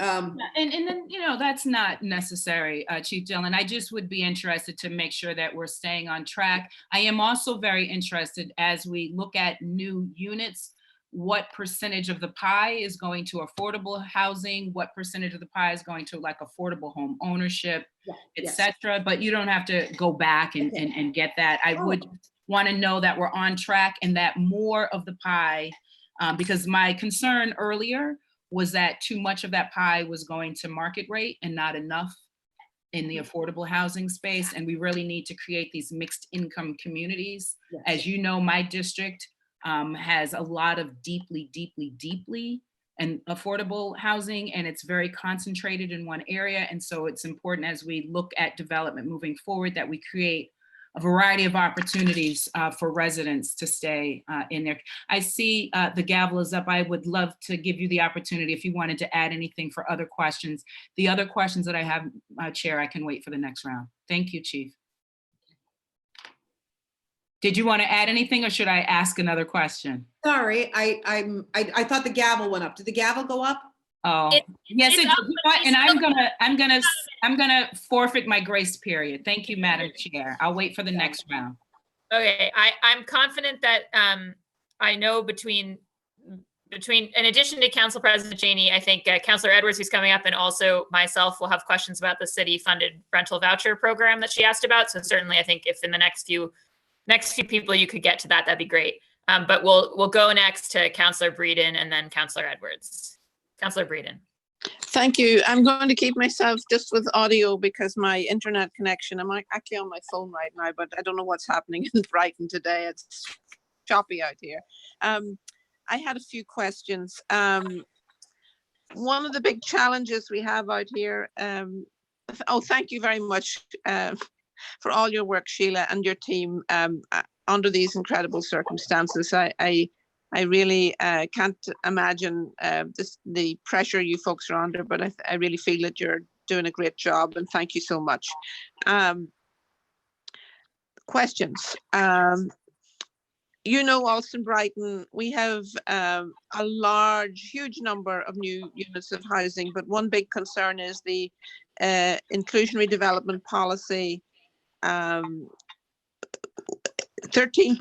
is not enough, but also where the price point is pegged at 70% of the area median income does not reflect the earning capacity of so many folks who live in our neighborhood. And I just, maybe Tim would be the best question. I know he's been working on this just to see where we're at with modifying or revising the inclusionary development policy. Then the other question I had was with regard to the small area fair market rent vouchers. I don't hear much about that these days, but how many vouchers have been used, and where are they being used? Are any of those vouchers being used to allow folks to rent out here in Alston Brighton? We have a very hot market out here because of incredible competition with student renters, which drive up the cost of what family size homes in our neighborhood. I really feel that we need to do more to have the universities house their students on campus, and that we need to proactively work with homeowners to make their homes family ready so that they're de-leaded. And I don't know if there's any plans to any initiatives to try and make that happen. And let's see, what small area market, inclusionary development. And yes, the home ownership issue out here, Alston is below 10% and Brighton is hovering around 22%. I know there's, we're constantly wanting to increase our home ownership opportunities. And I don't know if there's anything more that we can be doing in the nonprofit sector to try and work for that, increase our home ownership levels in the neighborhood. Thank you. That's all I have for now. That's all. Okay, so I'm going to have Tim talk a little bit. Well, let me see if I can run through and then see if there's time for Tim to jump in and add. But so as you know, we've been debating the inclusionary development policy internally now for many months.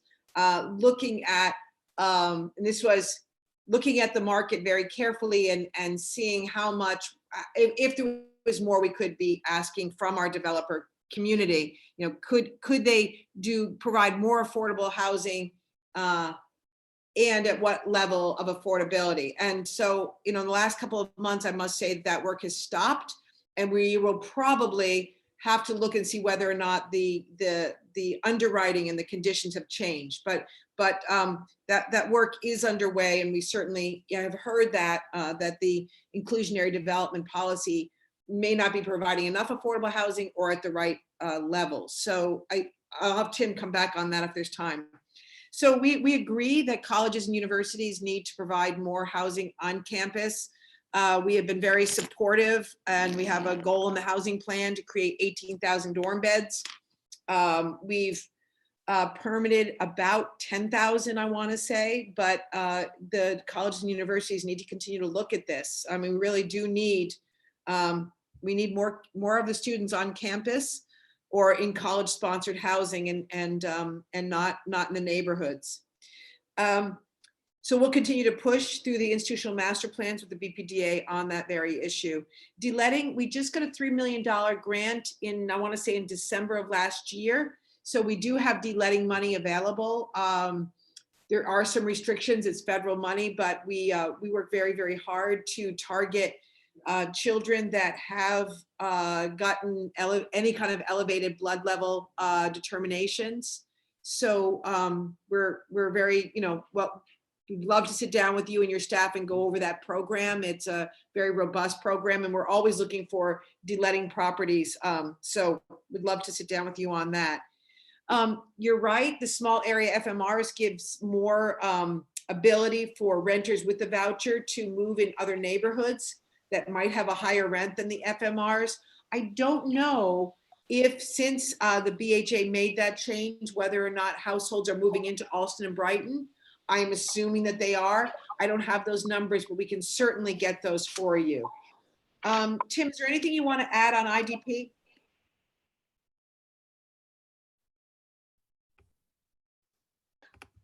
I was having problems unmuting.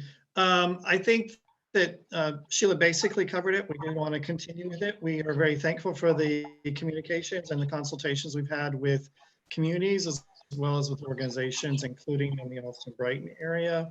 And in terms of homeownership in Allston-Brighton, I am also heartened by the fact that on the market rate side, developers seeking approval from the BPD over the last 2 years, instead of being 10, 15% of the units as homeownership units, have moved up to about 30% of the units as homeownership, including a project on Silverfield Road that just started construction. Of course, it's on hold for the moment. It was going to be an all rental project that is doing their IDP units as condo units on the parcel adjacent to the main building. And that's 38 homeowners. Tim, I'm glad you raised that. It's actually 33%. So Councilor Breeden, 33. I Thank you. think the advocacy from the community for more homeownership is working. If it's now at 33% of new units being permitted are homeownership units. The other issue really is just to round back to the whole issue about family size units as well. A lot of the home ownership opportunities are for studios and 1 bedrooms, and we really need more home ownership opportunities that are suitable for families as well. But it's a complex market and it's a complex problem. So I appreciate all your work on that. Thank you. Thank you so much, Councilor Breeden. All right, next up is Councilor Edwards, and then I'll ask mine. Councilor Edwards, you have the floor.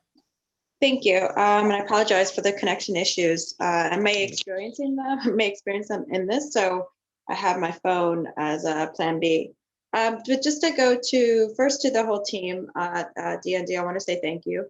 If it's not readily apparent, I respect the work that you're doing. I really feel that you are on the front lines of the housing crisis more than any other office in the city of Boston. And so you deal with the immediate crisis, the pain, the calls from the homeless folks. You deal with that at a level on a daily basis. So it is your jobs. And so I just want to acknowledge that.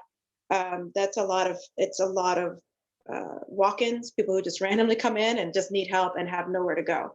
And I just wanted to acknowledge that you do that work and you're on that front line. And also thank you for your support in the policies for linkage, for the IDP, for working a lot to try and at least construct and get policy done at the State House, because a lot of what we'd like to do in the city of Boston is limited by how much they'll let us do at the state level. So I wanted to start off with that and just say thank you to the entire team. I do have specific questions, so I'll just break them down. I have 2 questions for Donald and Rems. Donald, a lot of my colleagues were specifically asking about, the access to contracting and the ability, the Boston Jobs Residence Policy. I thought you had a successful program where you kind of walked people, minority contractors or small contractors, women contractors through the the bidding process. And I'm wondering if you would either do a Zoom on that, or if you can make it multilingual, recorded, so that could be shared by all of us to our constituents. I have a lot of folks who are interested, and when I told them about the senior repair program and that it's for small projects, $10,000 or less, they didn't know anything about it. So I'm wondering if you would be willing to commit to that, if that could be a program done at DND. And then the other one, I know that you also get the housing post the lien. That's how REMS gets the housing. That's, there's been a tax lien put on it. Now it's officially part of the city's portfolio. And I'm curious, on average, how many housing units you're getting still? And do you expect an uptick in the amount of housing units in this COVID moment? So I'm just curious how much of the portfolio we're getting from tax liens, and then also about the contracting. While you're thinking about those answers, I will move on to Sheila and ask a lot of the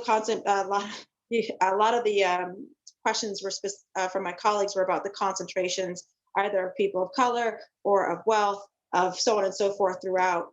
And so one of the check marks for looking at the FHA, affirmatively furthering fair housing, is looking at those concentrations.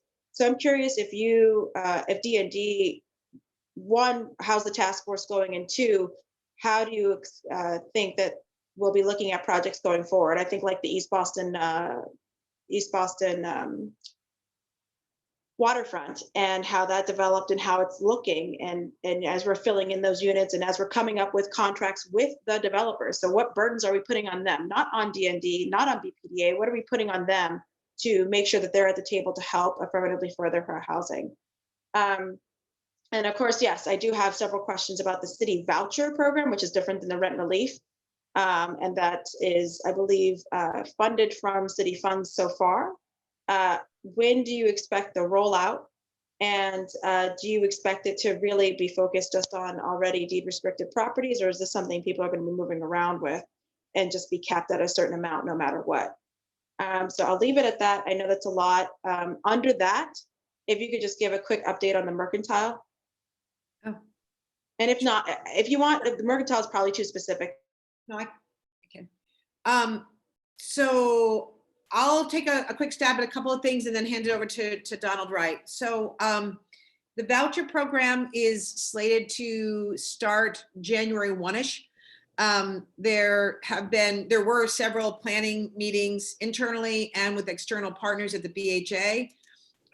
Some themes that we're hearing is that they want, folks want to serve, some of our most needy. They also want to be a flexible program that can be responsive to needs as they arise. They don't want it to serve. They want to lose some of the shackles from some of the federal requirements, especially around documentation, et cetera. So those conversations are ongoing, and the idea is with this first slug that's in this budget, that's why it's 2.5 million, not 5 million, that it would start in January. So that work is underway, and all comments welcome. I don't think it's landed necessarily on a project base or a mobile. So I think those conversations are still underway. The fair housing, affirmatively fair housing report, which we promised a 45-day turnaround time on. And then I will own publicly on this document in this hearing that we lost that deadline due to the COVID-19 pandemic.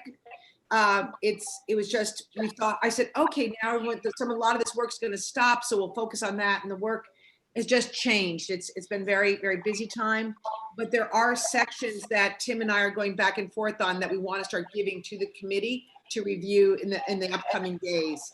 So it may not be all exactly where we want it to be, but we do want to get some of the sections out to folks so we can start reviewing somewhat piecemeal. But the document is important to us. We want to get it finalized so we can start implementing it. Let me see. Certainly, I think we know that you're interested. We are certainly interested in making sure that communities are diverse in many, many ways, and developments are as well. So that it's that document, it's public conversations, and it's certainly requirements that we put on, we will continue to put on developers. So I think it's important that we don't in Boston build, enclaves for certain types of people. I mean, the healthiest neighborhoods are the neighborhoods that are the most diverse. So you certainly have our commitment. Sorry, my lights went out. You certainly have our commitment on that work, but I would be amiss if I didn't state publicly that we will start getting chapters out soon. Donald, do you want to see what you've? Yeah, I'll take a little stab at this, Counselor. I will have to get back to you with your second question regarding tax title, intake, and portfolio, and what those units turn into. So I'll have to get some data collected for you in that regard. When it comes to me and MBE and WBE outreach, I will always say yes. I think that, coming into this, DND was really looking to provide those opportunities for those small contractors. And so what I've done is spent quite a time, and it's not just me, it's my team and other folks in the agency, but working towards trying to figure out what we could do to make it as easy, as seamless as possible. And so it went from really, like my operations manager sitting someone down and registering them as a vendor. Once we started to share and have these conversations with the Office of Economic Development, it became more of a program, a project. Like this was something that we really needed to do, and we needed to bring other divisions, other agencies together to have this same conversation and dialogue. And so we've created systems. It's great that the Office of Economic Development was right downstairs. And so we could literally, I mean, and this is how it went. A contractor would come into our floor, we take them downstairs to get them registered. I mean, it was literally a process like that. But what we have known is that we had to start and meet contractors where they were at, and then build from it. And so from that, you've heard of the many workshops that we've held, outreach events. And so when building those events, we realized that we had to get as much done while we had those contractors, those small businesses there. We did one at the bowling building where we had procurement. We had Do It available. We had folks where we were registering small businesses in real time. And so to continue to do that would be of a huge benefit. Any way, Counselor, I can be a part and help and support. I'd run it, whatever you need. DND is on board. Thank you. I appreciate it. And I'll wait for the next round. Thank you, Chairwoman. Great. Thank you so much, Counselor Edwards. Thank you to the team. I'll be sure to give myself the same amount of time. So yeah, thanks. I'll just echo everyone's thanks to the DNT team for work known and unknown. And I just want to, I guess one question I have, and it was in the questions I sent over, is just, you know, there is a huge increase in DND's funds and responsibilities over the past few years.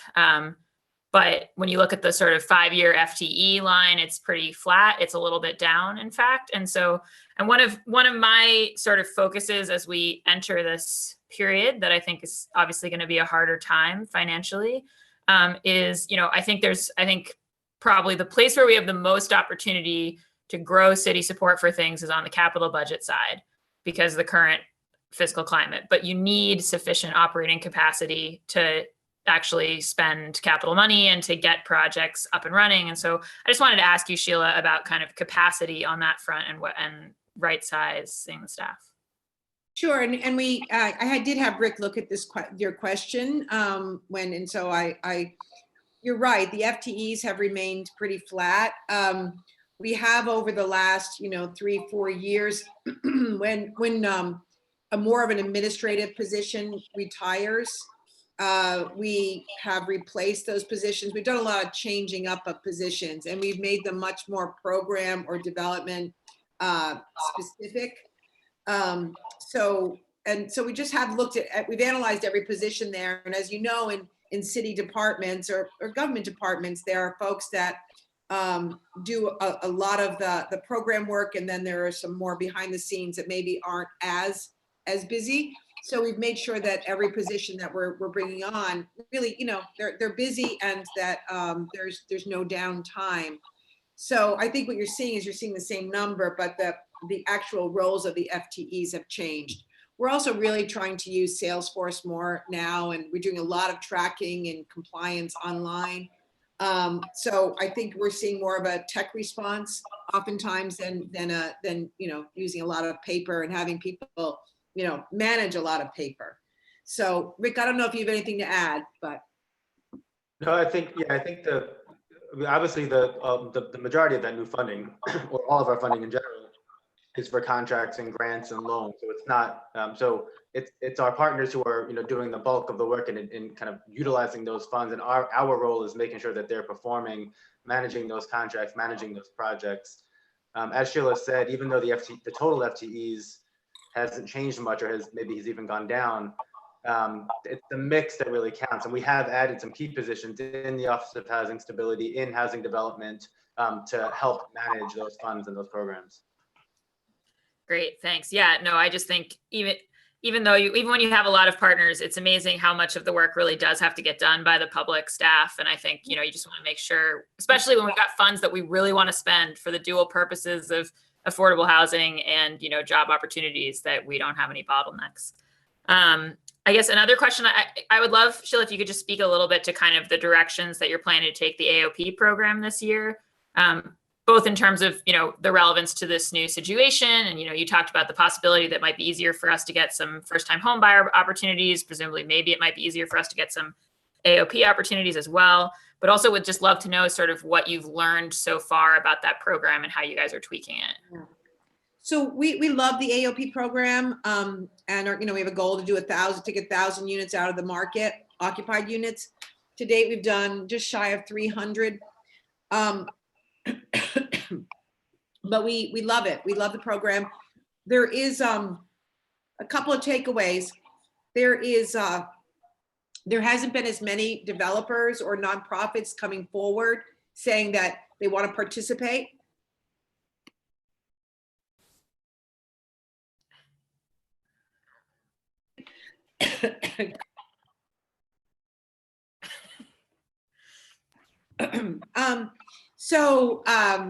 We would like more participation.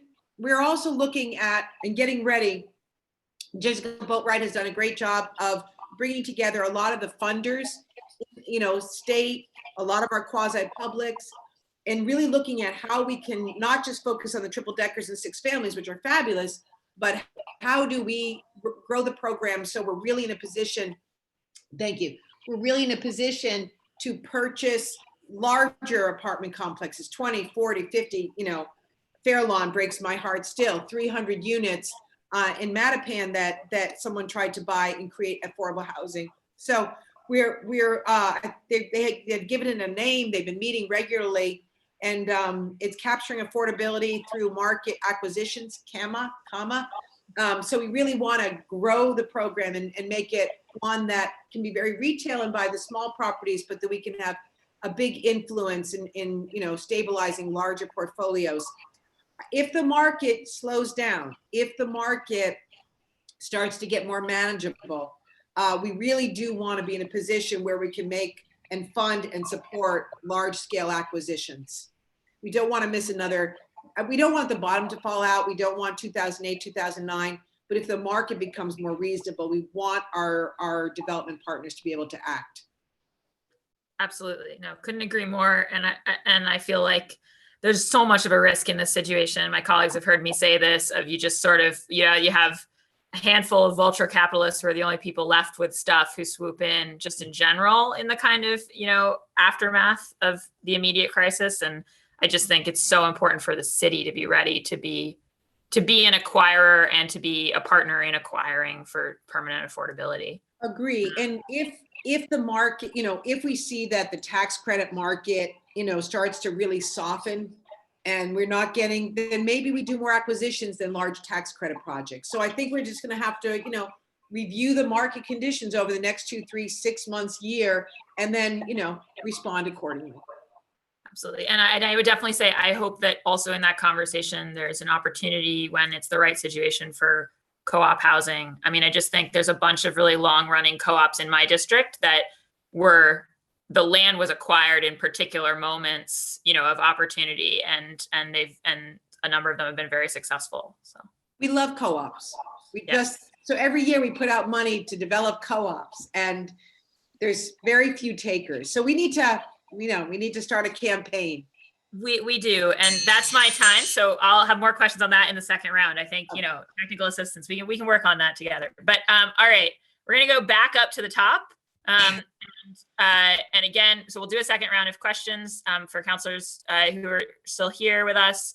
I'll just remind everybody that we definitely want to keep, people did a pretty good job of sticking to time, but we definitely want to be aggressively to time on the second round because the DND team has other places to be, and we have a hearing this afternoon as well.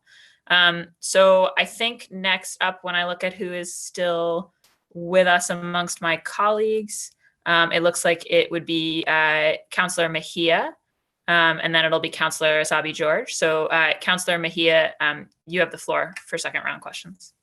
Yeah, I think I asked most of my questions during the first round. I would just like to kind of follow up really quick in regards to just the initiatives that we have around diversity.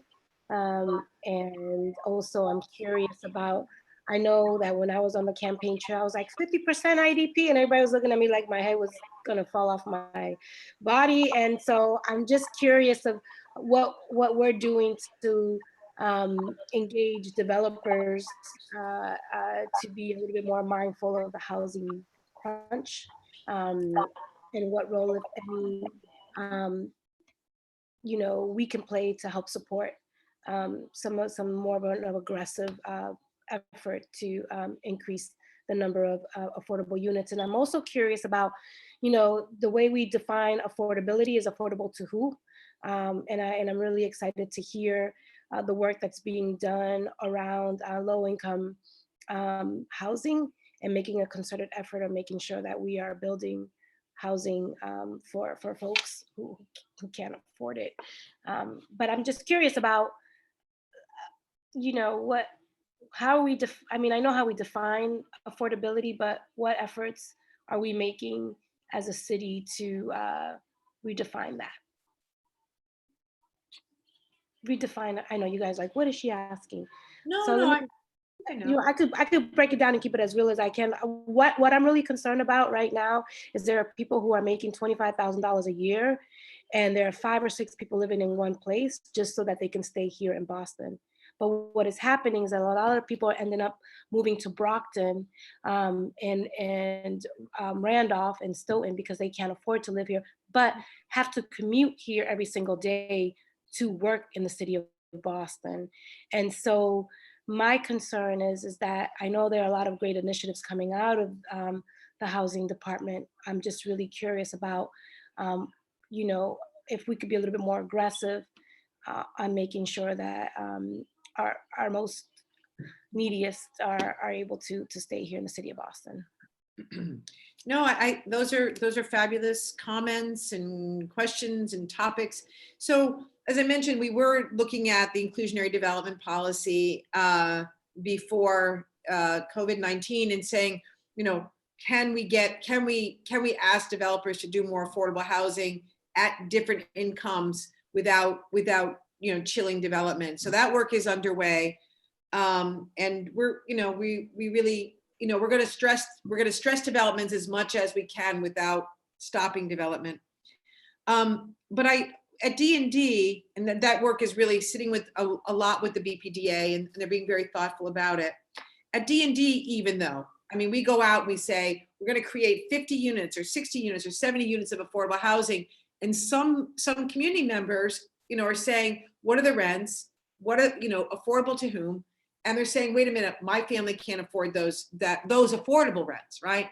So we've really started in all of our funding rounds to say, we want you to do deeper affordability. We want to see more units at 30% AMI and 40% and 50%. And we're willing to even put more money in to make sure that we're seeing a deeper range of affordability and a larger range of affordability in the projects that we fund. So the concerns, the community concerns, and the advocates' concerns are not lost on us. And we've been really trying to say to the developers, the nonprofits, and the for-profits, ask us for additional funding and provide deeper affordability. So look forward to working with you on that. It's important to us too. I yield the rest of my time, Chairman Bach. How about that? Great. Thank you so much, Councilor Mejia. All right, Councilor Sabi George is up next, and then it'll be Councilor Baker. Councilor Sabi George. Thank you, Madam Chair, and I'm happy that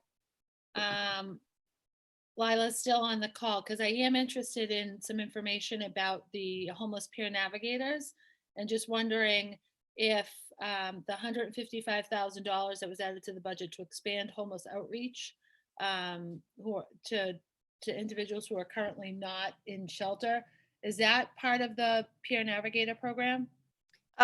So the new investment is really centered around street homelessness, and so it's and actually the need for that came from looking at where we have some gaps in our coverage for particular neighborhoods, in particular East Boston. We don't currently have street outreach in East Boston, and we want to change that. Similarly, there needs to be more coverage in Roxbury, Mattapan, as well as citywide parks and Main Street districts. So those are all going to be priorities with the new funding for street outreach. The Peer Navigator investment was actually more focused on employing people who formerly experienced homelessness, who are currently now housed, to help people navigate out of homelessness in shelters or on the street, although it's been focused on shelters. So we put that money out, DND put that money out, selected a contractor. It was Boston Public Health Commission, in partnership with, let me pull this up so I don't get it wrong.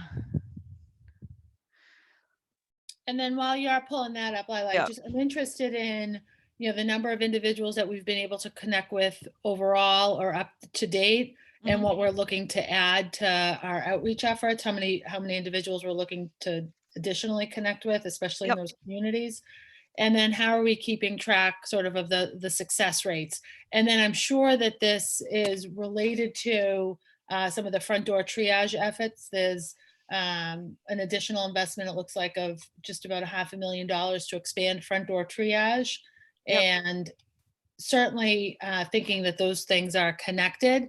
And then back to our earlier conversation around family homelessness, are we learning some of our best practices and where we can do some collaboration and cross-training around those efforts? Okay, so I'll try to tick those off and not be too long-winded. So the Boston Public Health Commission was awarded the contract in November. They're partnering with Boston Healthcare for the Homeless and Women's Lunch Place. And by December, they had hired 3 peer navigators, although I believe some of those folks were part-time. They had started to train people up, and some of those navigators had already engaged with some people experiencing homelessness. So there had been 124 engagements. 9 guests were on a housing pathway as a result of those engagements. And the navigators had also been able to get 52 people to sign releases of information among some of the hardest to engage clients. So it really is working to have peers in our system, and we want to do more of that. In terms of what we estimate the new investment on street homelessness will accomplish, some back of the envelope numbers, we're looking that we think it'll help us engage 10 to 15 more additional individuals per day. So that gets us to about 50 to 75 more contacts per week. And so what we're looking at is probably as outcomes from that work, 75 to 100 unduplicated clients placed in housing or assisted for some kind of permanent or transitional placement over the course of the year. Your next question was about front door triage, I believe. So front door triage is this work to meet people as they're first showing up as homeless in our system, and work with them as best as possible to look at alternatives when that's possible. So in some cases, that is actually repairing relationship with family and friends, and believe it or not, that can happen sometimes with the right kind of support. In some cases, it's working with sending institutions that are discharging to homelessness but really need to have a better plan, and can if they put some resources and discharge planning expertise into that. And so with this investment, we're really looking to work on this issue that there's a ton of inflow, as you know, Counselor, as many of you know, into homelessness in Boston, and people deserve better. So when there's an alternative, we really need to be making that alternative work. This is something that we're seeing in large volume right now at the Boston Public Health Commission shelters, and it's putting a major strain on that shelter in particular in this public health crisis. So there are people being discharged to these shelters right now, to the city shelters, and we really need a scaled up response at the front door. Can I ask a quick follow-up question to that, because I see the gavel, and our conversations I know continue on and offline. Who are the sending institutions? Is that mostly the hospitals and the jails and houses of corrections at this point? We're seeing all of the above. Yes, we're seeing all. Yes. And then my other question is, and more of a prompt, and I'm sure we'll have opportunity for continued conversation, But with the current crisis and the added beds that we've been able to access at the convention center, at some of our colleges, and our maybe we don't have any individuals experiencing homelessness at our hotels, but that there is some effort sort of ongoing, and I think using sort of a front door triage light method to make sure we're sort of quickly transitioning people into other spaces, because we're going to bump up against those beds pretty quickly. So that's lots of, I know that work is ongoing, and just, have my support and want to be helpful where I can in that. I see the gavel. I really want to express my appreciation for all of the work that's happening in the real shift, Chief Dillon and company, that your efforts have, the really shift in thinking around supporting families experiencing homelessness in particular. I'm grateful, I'm excited and hopeful for the work that lies ahead. And it's not been for a lack of interest or desire to do this work. I think this new role, the advisor on family homelessness, will really help in your ability and the capacity to do this work. So we agree. We're very excited to work with you on that. I want to end on a note of thanks and appreciate you, Chairman Bach, and everyone that's here. Thank you. Great. Thank you so much. Perfect timing there. Councillor Asabi George. All right. Next up is Councillor Baker, and then it'll be Councillor Janey, and then Councillor Breeden. Councillor Baker. Councillor Baker, you there? You have second round questions? All right. Councillor Baker, if you're unmute, you're still on mute. So if you unmute yourself, we'll take you at the end, but otherwise I'm going to jump to Councillor Janey. Councillor Janey? Thank you so much. And I want to just pick up where Councillor Sabi George left off and just extend my deep, deep gratitude. I know many have already said it here, Chief Dillon. I was a big fan of your work long before COVID-19, as someone in the administration who I know is working very hard to deal with a very complex crisis in our city. And I am deeply grateful for all of the work of your team, and especially now during this crisis, this new crisis that has exacerbated things. So thank you for that. I think I left off asking about the city goals, and I would be interested, just as a follow-up, as I said, I don't need to go back on that, but I would be interested just where we are in terms of FY21 around, and I know we're exceeding, but if we could just have an idea of how many we're going to get done, how many units we're going to get done, how many people we think we'll house with those, and how much that would cost us. I believe that the rental relief funds and the next round for that has already been discussed. So I won't ask that again, but I am interested in that information. If it hasn't been discussed, then please feel free.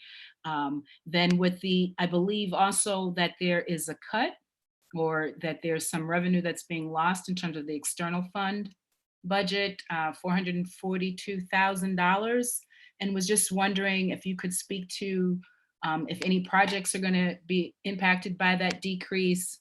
If so, if there's a breakdown by neighborhood or by district, and how we might make up for that $500,000 there. And then always interested in how we can support efforts to create more opportunities for affordable home ownership. So thank you. Yeah. So I think it would be great if Taylor Kane could give a 1-minute update, just so the public knows of how the city council has helped us think through the rental relief fund. I will talk just a wee bit about home ownership, and then I'm going to hand it over to Rick about that 442. It doesn't jump out at me, so I think I need his expertise. But we could not agree more that we need to help our middle income households, a lot of households of color who have a lower home ownership rate, buy in Boston, stay in Boston. And that is everything that's, it works, right? You stabilize your families, your kids do better in school, it's your own form of rent control, and you build equity. So whether it's using a mortgage product to buy in the market, or whether it's buying an affordable home with limited appreciation, but you stay there for 20, 30 years and you've got a really nice nest egg, we need to do all of it, and we need to do more of it. So, we'll build Like I said, COVID-19 is not going to slow us down on home ownership. We're going to move on forward with the mortgage products. We're going to move forward with larger down payments using these resources in this budget. And, really want to see the home ownership rates in Boston increase. There's a lot of multifamily, so our home ownership rates are low, but put students on top of that in a growing young workforce, and they get lower and lower still. So you have my commitment. We are really very, very anxious to get more homeowners in Boston. But Rick, I want to throw it to you on that mystery 442. And I can double check on my end, but I have here, it says external, in the external funds, it was 442,208 from a variety of grants. So it's not one grant.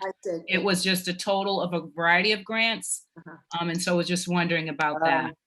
Yeah, I'm not sure where that number comes from, Counselor. I can say, if you look overall at our, at our budget and what was included in the budget book for our external grants, it shows actually a slight increase of about $700,000. And but even that, I think, is probably a little bit outdated because the budget was developed before we had our actual allocations in federal funds. So what we presented to you a few weeks ago in our accept and expend hearing, and I think Sheila already thanked the council for their quick hearing and approval of our entitlement grants for next year.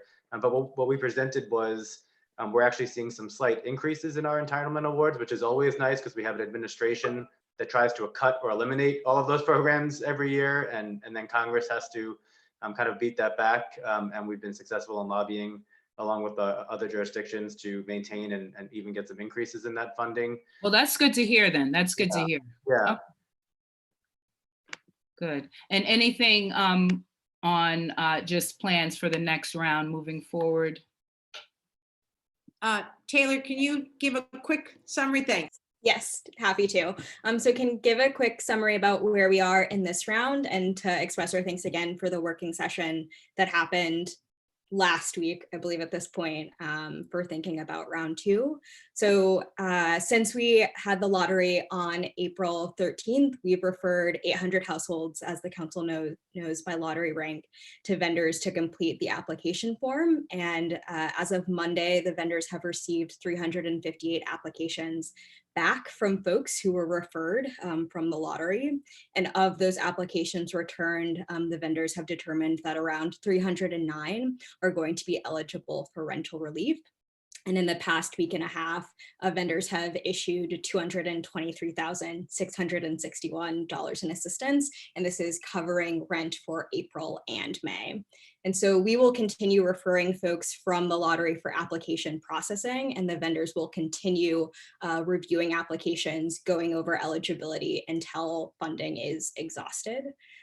We really appreciated the working session and the conversation that we had as we think about what future rounds look like, particularly paying attention to changes to outreach, changes to the process of moving from the screening form to the application form, and then thinking about additional protections for tenants in the second round. And so we're excited to kind of share further thinking about what those changes will look like for future rounds. And I think that's just another great segue to say thank you again for being so open, for always listening, for the partnership. So thank you for that. That's really helpful. Thank you, Madam Chair. Thank you so much, Councilor Janey. Next up is Councilor Breeden, and then it'll be Councilor Edwards. Councilor Breeden, any further questions? The expiring use issue, I wonder, is there any light at the end of that tunnel in terms of trying to stabilize some of those, especially in our neighborhood? We have Babcock Towers. I know we've mentioned this before, Reservoir Towers, and then Warren Hall and Brighton Centre. I just wonder where we're at with that. Also had a quick question about Community Reinvestment Act. I know that the federal government is loosening requirements, but is there anything that we can do locally to encourage banks to be voluntarily continue that those community benefits, because they're very, very valuable in terms of new home ownership opportunities. Thank you. No, those are good questions and good topic areas. So expired use, it's never ends. It's never done. It's a constant, you need constant vigilance on it. So we know every single affordable housing unit in the city of Boston. We know where it is, we know who owns it. We know when the affordability is going to expire. So we track every single development, and, you know, several years before something's going to expire, we are contacting the owner to see what their plans are. Now, the city, since 1998, 2000, if we're giving any money, we require affordability and perpetuity. So those will, besides physical improvements, we can probably relax on those some. But the Babcock Towers has been, you know, I don't know what else to do.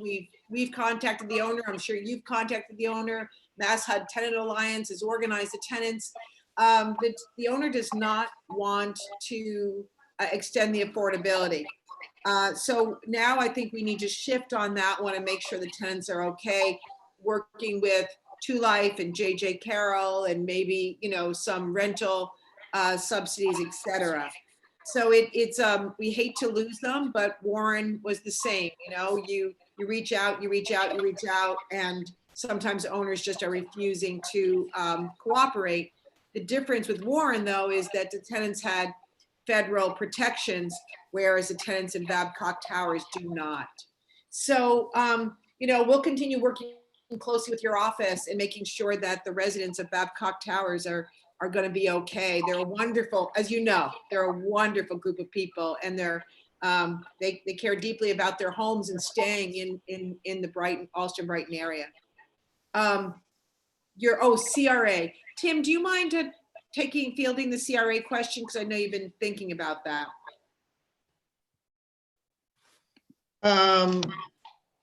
So I think that it's a very good question. I have to say I don't have a response at the ready at the moment. However, I think that there is a long history of activity that has occurred locally that has helped to keep local banks very engaged. The Mass Community and Banking Council has been one of those tools. The Mass Housing Partnership Fund is one of those tools. So there's a number of mechanisms we have in place. And as we are seeing the recent success of the Boston Home Center and working with lenders to get some agreements around foreclosure moratorium, these are all ways in which we're still continually working on the local level. But your question does kind of beg me to spend a little more time looking at what the CRA regs might change and well, we should respond to those. So thank you.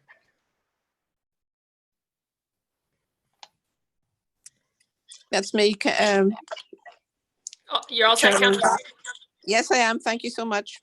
Great, thanks so much. Counselor Edwards, you have the floor.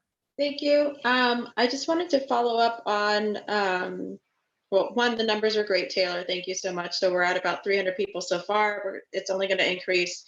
And I believe we testified during the working session, which I actually thought was very productive, a good back and forth, that we're at minimum looking for the same 800, if not more, for the second round.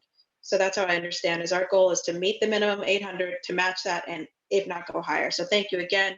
I know you were building a bike and trying to ride it at the same time. And that's what was happening for a lot of folks. And so it is, I see the second round already, and you already made and testified to the amount of improvements and how you're making it even smoother. So thank you. We all stood in front of Maha, I think a year ago, maybe 2 years ago, and got pies and came home saying we all agree to 1,000 new homeowners in 5 years. All right, and I am excited about that. So I don't know if we have an update. I apologize if you mentioned this update before, how we are in that track.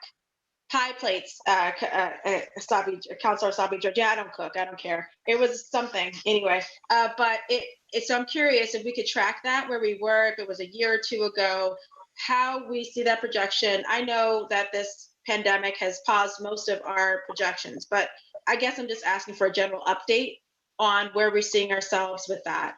And since we're talking about homeownership, I think one of the best programs we have is the first-time homeowner program.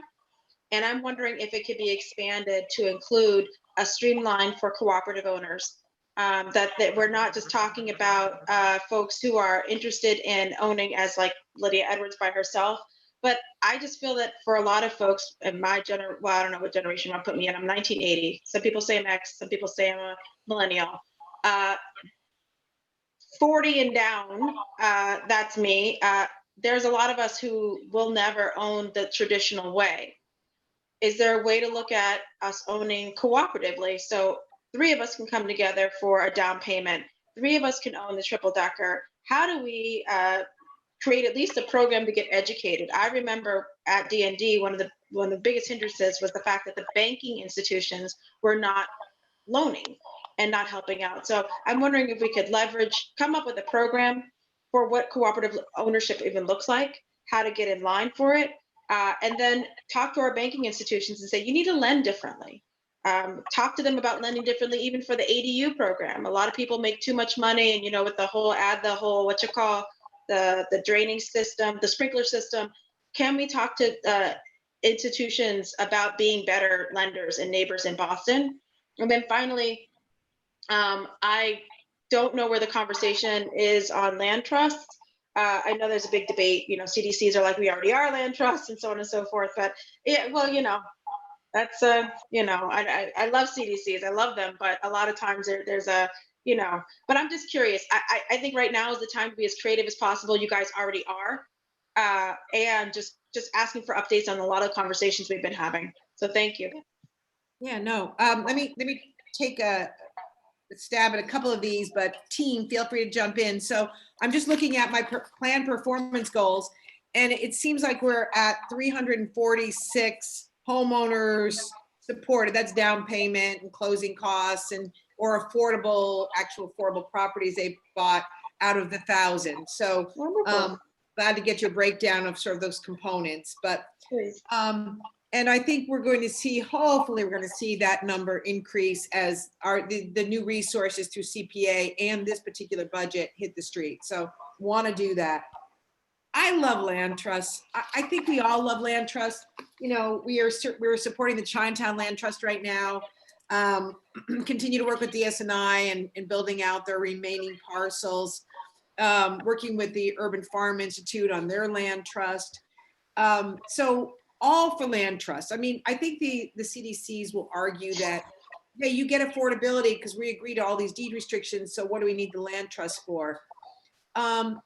Land trusts do complicate development, but I also think the benefit of land trusts is that they do create community. Right. You come together, you're stewards of a piece of land, and there's just something symbolic and psychological about that as well. That goes beyond the tenant or the protections. And they have helped. I mean, I think the argument too is that they help with foreclosures.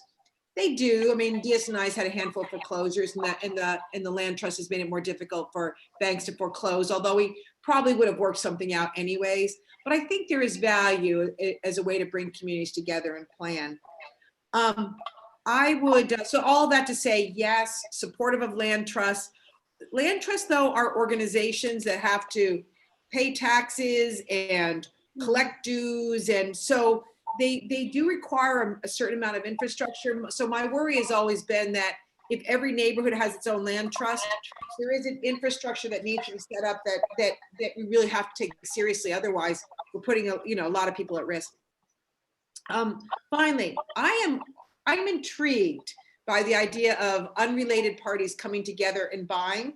So if you could work with us and maybe we could put together some focus groups or something and to understand exactly what folks might be looking for, I'm in. I think that'd be really interesting to pursue. Thank you. And I don't see the gavel. Oh, it's half. Oh, come on. I had just one follow-up, Kenzie, just one quick one. Go ahead. You've still got a little grace. Thank you. Back to the vouchers, and I'm happy to have a deeper conversation about those. Just curious if part of your consideration, because I know you said suggestions. So one of the suggestions I have is as like a waterfall, almost like, so if you don't qualify for a BPS one, and then if you don't qualify for the BHA one, that we cull down the population of those qualified for Boston residents. That's all. So that we're not all looking at the same group of qualified folks. Does that make sense? So basically, how do we make, like, if you don't qualify for a BPS and you don't qualify for a BHA, then you should be applying for the city voucher. Oh, I see. So if you don't qualify because of certain regulations or rules, you would be more eligible for, you might get preference for the city vouchers. Kind of like what we did with rental relief to try and get to certain populations. Right. Well, I understand, and I think most of my colleagues do, there is no absolute fix. There's no voucher program that's going to actually ever fill the huge chasm of need for affordable housing. But in as much as we have these different resources, how do we make sure that we're not, a person doesn't put in like 5 different applications and then just waits while someone else is precluded from applying to any of them? That's all. Interesting. I mean, it's a big committee, so I wrote it down. It is an interesting idea. Thank you. Thank you. That's all, Chairwoman. Great. Thank you so much, Councilor Edwards. And I'll do it, just my last questions, and I'll just ask colleagues, anybody who's still with us in the hearing, if you have a burning question, raise your blue hand, because otherwise, after we finish my questions, we're going to go to the couple members of the public who've been waiting patiently to testify. And then we will conclude. So yes, Councilor Asabi George, I see you. So you will get to go after me. And I'll just say to Bailey and Celeste, who are both attendees who I think have been waiting to testify, that's my assumption, is that you want to testify. So if you don't, you should just send us a note in the chat. Okay, with that, I'll start my own clock again. Chief Dillon, I wanted to ask you, I mentioned that, I think capital money, because of the borrowing rates and sort of the realities of where we can expect operating budgets to go in the coming years, is going to be important. So I was excited to see this new program for $5 million for capital support through public infrastructure. Because as we know, it doesn't really work for us to put capital money directly into privately owned housing.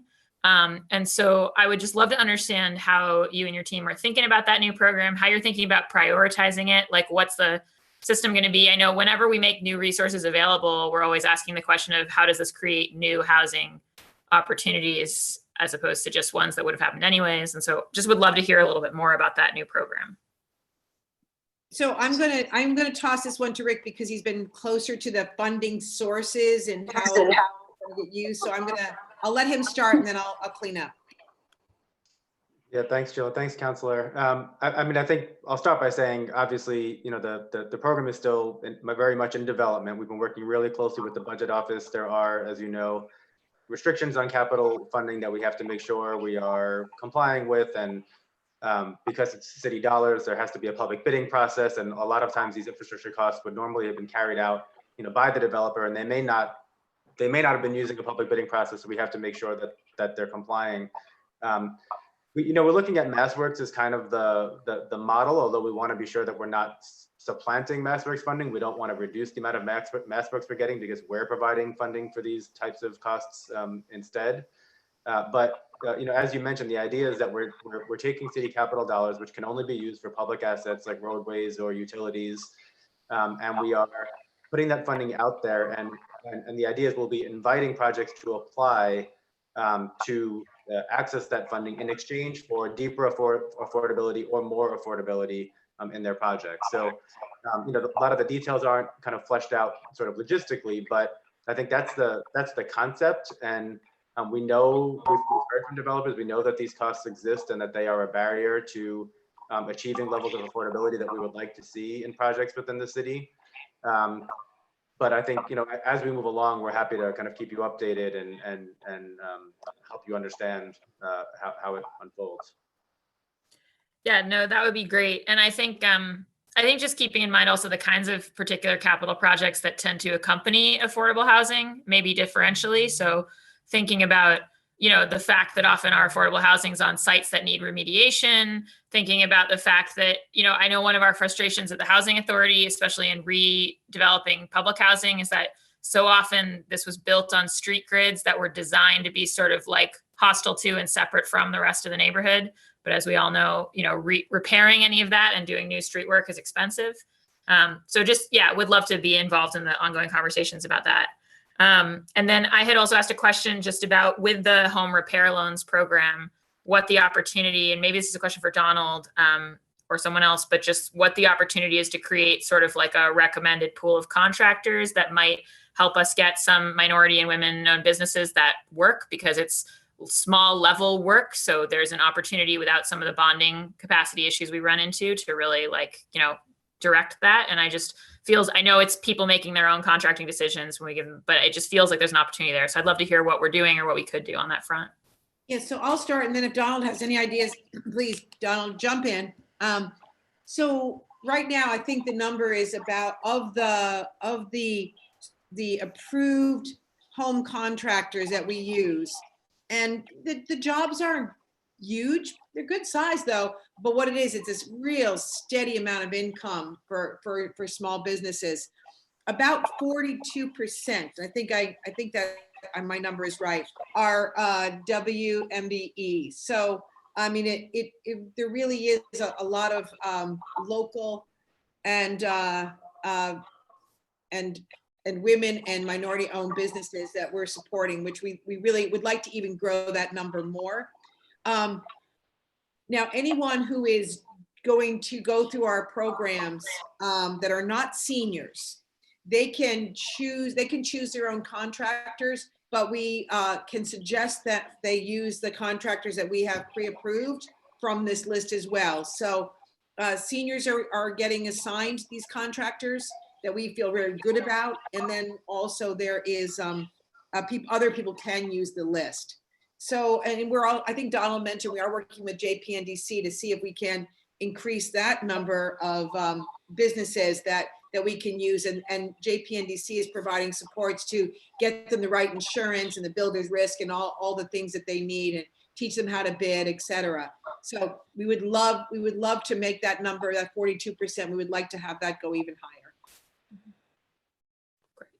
Great, thanks. And then I guess I just want to echo Counselor Edwards on the sort of co-op point. I think the opportunity to provide technical assistance, I agree with you. There's like too many pieces for it all to come together naturally. There's a combination of the way in which you need lenders to be up for it, and with larger co-op housing that's, apartment style, there's questions about training people to manage that, along with training people to run co-op boards. It's a whole ecosystem. But I think what we've seen in my district specifically is that if you set the sort of soil conditions right and you tend it early on, it can really result in a very vibrant ecosystem that 40, 50, 60 years later is still going strong. So I think that kind of bespoke work up front is worth it. I mean, it's probably most worth it at scale. So, right. So I think there's an interesting question there of how you do big co-ops, and also to Counselor Edwards' point about kind of things that look more like, 3 families and condo associations, but are kind of structured more as a co-op. I think that'd be an interesting thing to explore. I certainly have multiple friends in my generation, and I feel quite comfortable claiming a millennial identity, who are buying with unrelated friends because it's the only way to make it happen. So I do think that's like an interesting base that we should work on. And I'm conscious that my time is finishing, so I just want to also say, I put it in my questions, thrilled about the support for the BHA senior housing. Think again, there's an opportunity to think there about the capital money and supporting that. And I know that there's always a challenge between the preservation and new production pipelines in our affordable housing world, but that because we can support BHA work with public capital dollars, especially when it's going to go on being owned by the housing authority, I think there's a lot of opportunity there. And as you know, would love to see us building new public housing in this city. Would love to, and am thrilled about the One Plus Boston investment. And I think the one comment I wanted to make, and then I'll pass it back to colleagues, is just that, I feel like DND is in a position to do this, and I really hope that you will just think about how to be nimble with the changing situation, and then how we leverage assets quickly. Because when you said, for instance, if there's an opportunity, we want to be able to do big AOP things. We should just absolutely plan on that. It should be whatever is, of course, but I just mean whatever is approved in the DND budget, et cetera. If this body needs to have an emergency conversation, I just think that, when you think about the affordable landscape across the city, often there's big tranches of it that all came about in a relatively tight period of time because there was like an opportunity of the economic moment and tools that suddenly became available and a willingness and I just think that we are so on a knife's edge about whether this situation is going to be one of those opportunities or not. And so I just really, I hope that, the council can be a partner in all the ways in which we can move quickly on that front in the months ahead. So I will recognize Councillor Asabi George, and then we were rejoined by Councillor Flynn, who had real connectivity issues before, so I'm going to give him another chance to ask some questions. So Councillor Asabi George, go ahead. I'm just going to be very quick. I wanted to clarify the pie plate comment in reaction to Councillor Edwards. We received beautiful pie plates from Maha, and I think it's something we should all be advocating for, that every resident have a piece of the pie. It came without pie. So now I will spend the entire day thinking about how I can get my hands on some good pie. That's it. That's all I wanted to say. Just always give myself some sort of chuckle throughout the day. And there it is. Have a wonderful day, everyone. I'll continue to tune in mute and off the. Thank you, Councillor Asabi George. And yeah, no, the Maha pie plates are beautiful, and of course, all about expanding the pie, which is what we're talking about today. Councillor Flynn, you have the floor. Thank you, Councillor Bach, and can you hear me clearly? I hear you great now, and see you too. Okay. Much better. Okay, thank you, Councillor Bach, and again, thank you to Sheila and your team, and to Tim and everybody that's on the call that's working so hard. I know I asked a question earlier that you answered. Sheila, what are we doing? I know you're doing a lot of excellent work, your team, but any specific programs that are in the pipeline as it relates to making sure that we're able to keep long-time Chinatown residents in their house, in their apartment, and what type of programs do we have for low-income immigrant communities such as Chinatown in a dense neighborhood and getting pushed out by a lot of these skyrocketing rents? Yeah, Counselor, we certainly share that. I so appreciate your concern about the Chinatown neighborhood. I'm very concerned about it even more now, given the amount of small businesses that have had to shutter because of COVID-19 and how many of them are going to come back and in what shape. But sometimes I can be very simple. I do think that what we need to do in Chinatown is to preserve this neighborhood, like other neighborhoods in the city. But Chinatown is, because of its location, is always under this so much pressure because of its proximity to downtown, the financial district. We need to continue to build a lot of affordable housing in Chinatown. Because we want its residents to be able to, to stay and access that affordable housing. And we do have a good pipeline, but it's never good enough. We always need to keep adding to it. And we also need to make sure that the residents that are in market rate housing in Chinatown know of the opportunities that are coming on board. So, I think that's really what we need to do in Chinatown. And by doing that, we're also helping the small businesses survive, because they won't survive unless they've got folks that will shop in their shops and eat in their restaurants and go to the bakeries, etc. So I think for Chinatown, it's all about keeping the percentage of affordable housing high, and just and never look back. Just go forward and always develop that pipeline. So I appreciate the support that you've given, the Asian CDC and Beacon and a lot of other developments that are underway in Chinatown. But that's my very simple strategy for Chinatown.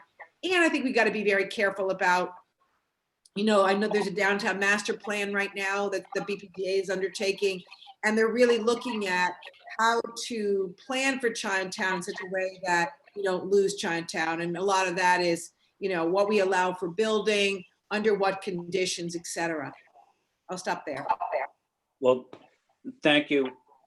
Thank you, Sheila, and thank you to your team as well for your work in that neighborhood. And my final question or comment, Sheila, with the COVID-19 and the recession that's probably taking place, and economic turmoil and people losing unemployment and people losing their jobs, what will happen to the people that are currently working in these great Boston offices if they lose their job, they can't pay their bills? Are we looking at a lot of apartments or units that'll be on the market, or will they be empty? Or what impact will that have on the housing stock in the housing market as well? I wouldn't say $1 million question. I think it's the $1 billion question. So I think it's too early to say. We are Tim Davis and a small group, but a mighty group, tracks homeownership prices and rental prices and how much commercial space is renting for. And so we're going to be tracking and looking at the market conditions very closely over the upcoming months. If the economy resumes and this is a hiccup, then folks go back to work and apartments will be rented and all is good. If it becomes a situation where people start losing their jobs and can no longer afford their rent, then we've got another problem on our hands. And I think it's all a question of scale. How big is that issue? How many people can't pay their rent? What happens to property values? So I would not speculate at this point, but I will promise that we will be reviewing it very, very closely, providing the assistance that we can. And if there's opportunities out of this market, we will use those opportunities to, enhance and create additional affordable housing. So I know it's not a very satisfactory answer, but it's all I can say right now is that we're going to be monitoring the market conditions very closely and working with you all as we assess what we need to do next. Yeah, thank you, Sheila. And that's exactly that answer was perfect. The only issue I would have, not with you, not with anybody, is I just would want, if there were a lot of vacant units available, I would want at least the city to be aware of it, to know about it, instead of a large international or national company, real estate company, coming in here, buying up our units.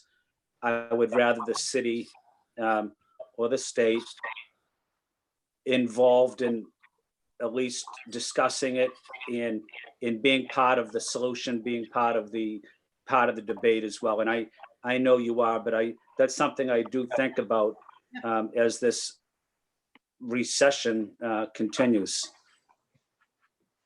No, I think it's a good point. If there's going to be acquisitions, we certainly want to, be able to potentially influence those acquisitions or participate in those acquisitions to create additional affordable housing. Thank you, Sheila, and thank you, Councilor Bach. Thank you so much, Councilor Flynn. All right, in a second, I'm going to jump to Celeste, who is, I think, the one remaining person here for public testimony. Before I do so, I just want to check, Sheila, if you or anyone on your team had anything that they want to come in on before we go to the public testimony. No, I'm all set. I don't know. Anyone else? Excellent. All right, then just waiting to see Celeste's mic get set up. While I'm waiting for her microphone to set up, I just want to extend my thanks on behalf of the council to all of you for coming and for spending a good solid, no one's timer, a good solid 3 hours with us to discuss all these things. I think obviously there's a huge community of interest here. Yeah, if I could too, thank you. I mean, the level of questions from the city council is, I was sort of reflecting on that sitting here, that the amount of interest in housing and making sure that we have enough affordable housing for our folks, but just the level of knowledge on housing programs is pretty remarkable. So thank you for your interest, and thank you for being so smart. Well, we'll slowly take over the council with only housing people. That's the long-term goal. No, it's really great. We appreciate all your guys' work. And Celeste, I still don't see a microphone active for you, so certainly here to take your public testimony, but you may have to activate a mic on your device. Just going to wait a couple more minutes, and then we'll have to conclude. So if you're able. I'm determined to gavel this out before 1 o'clock.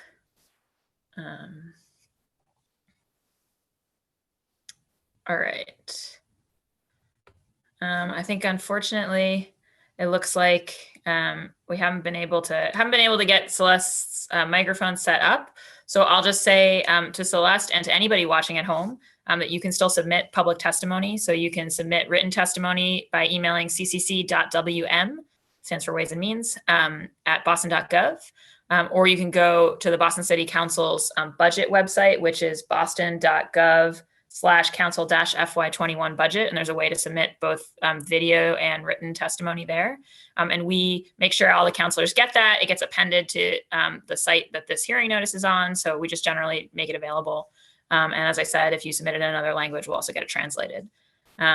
So with that, again, just thanking the DND team, and this meeting of the Boston City Council's Ways and Means Committee is adjourned. Thank you all. Bye, everybody. Bye.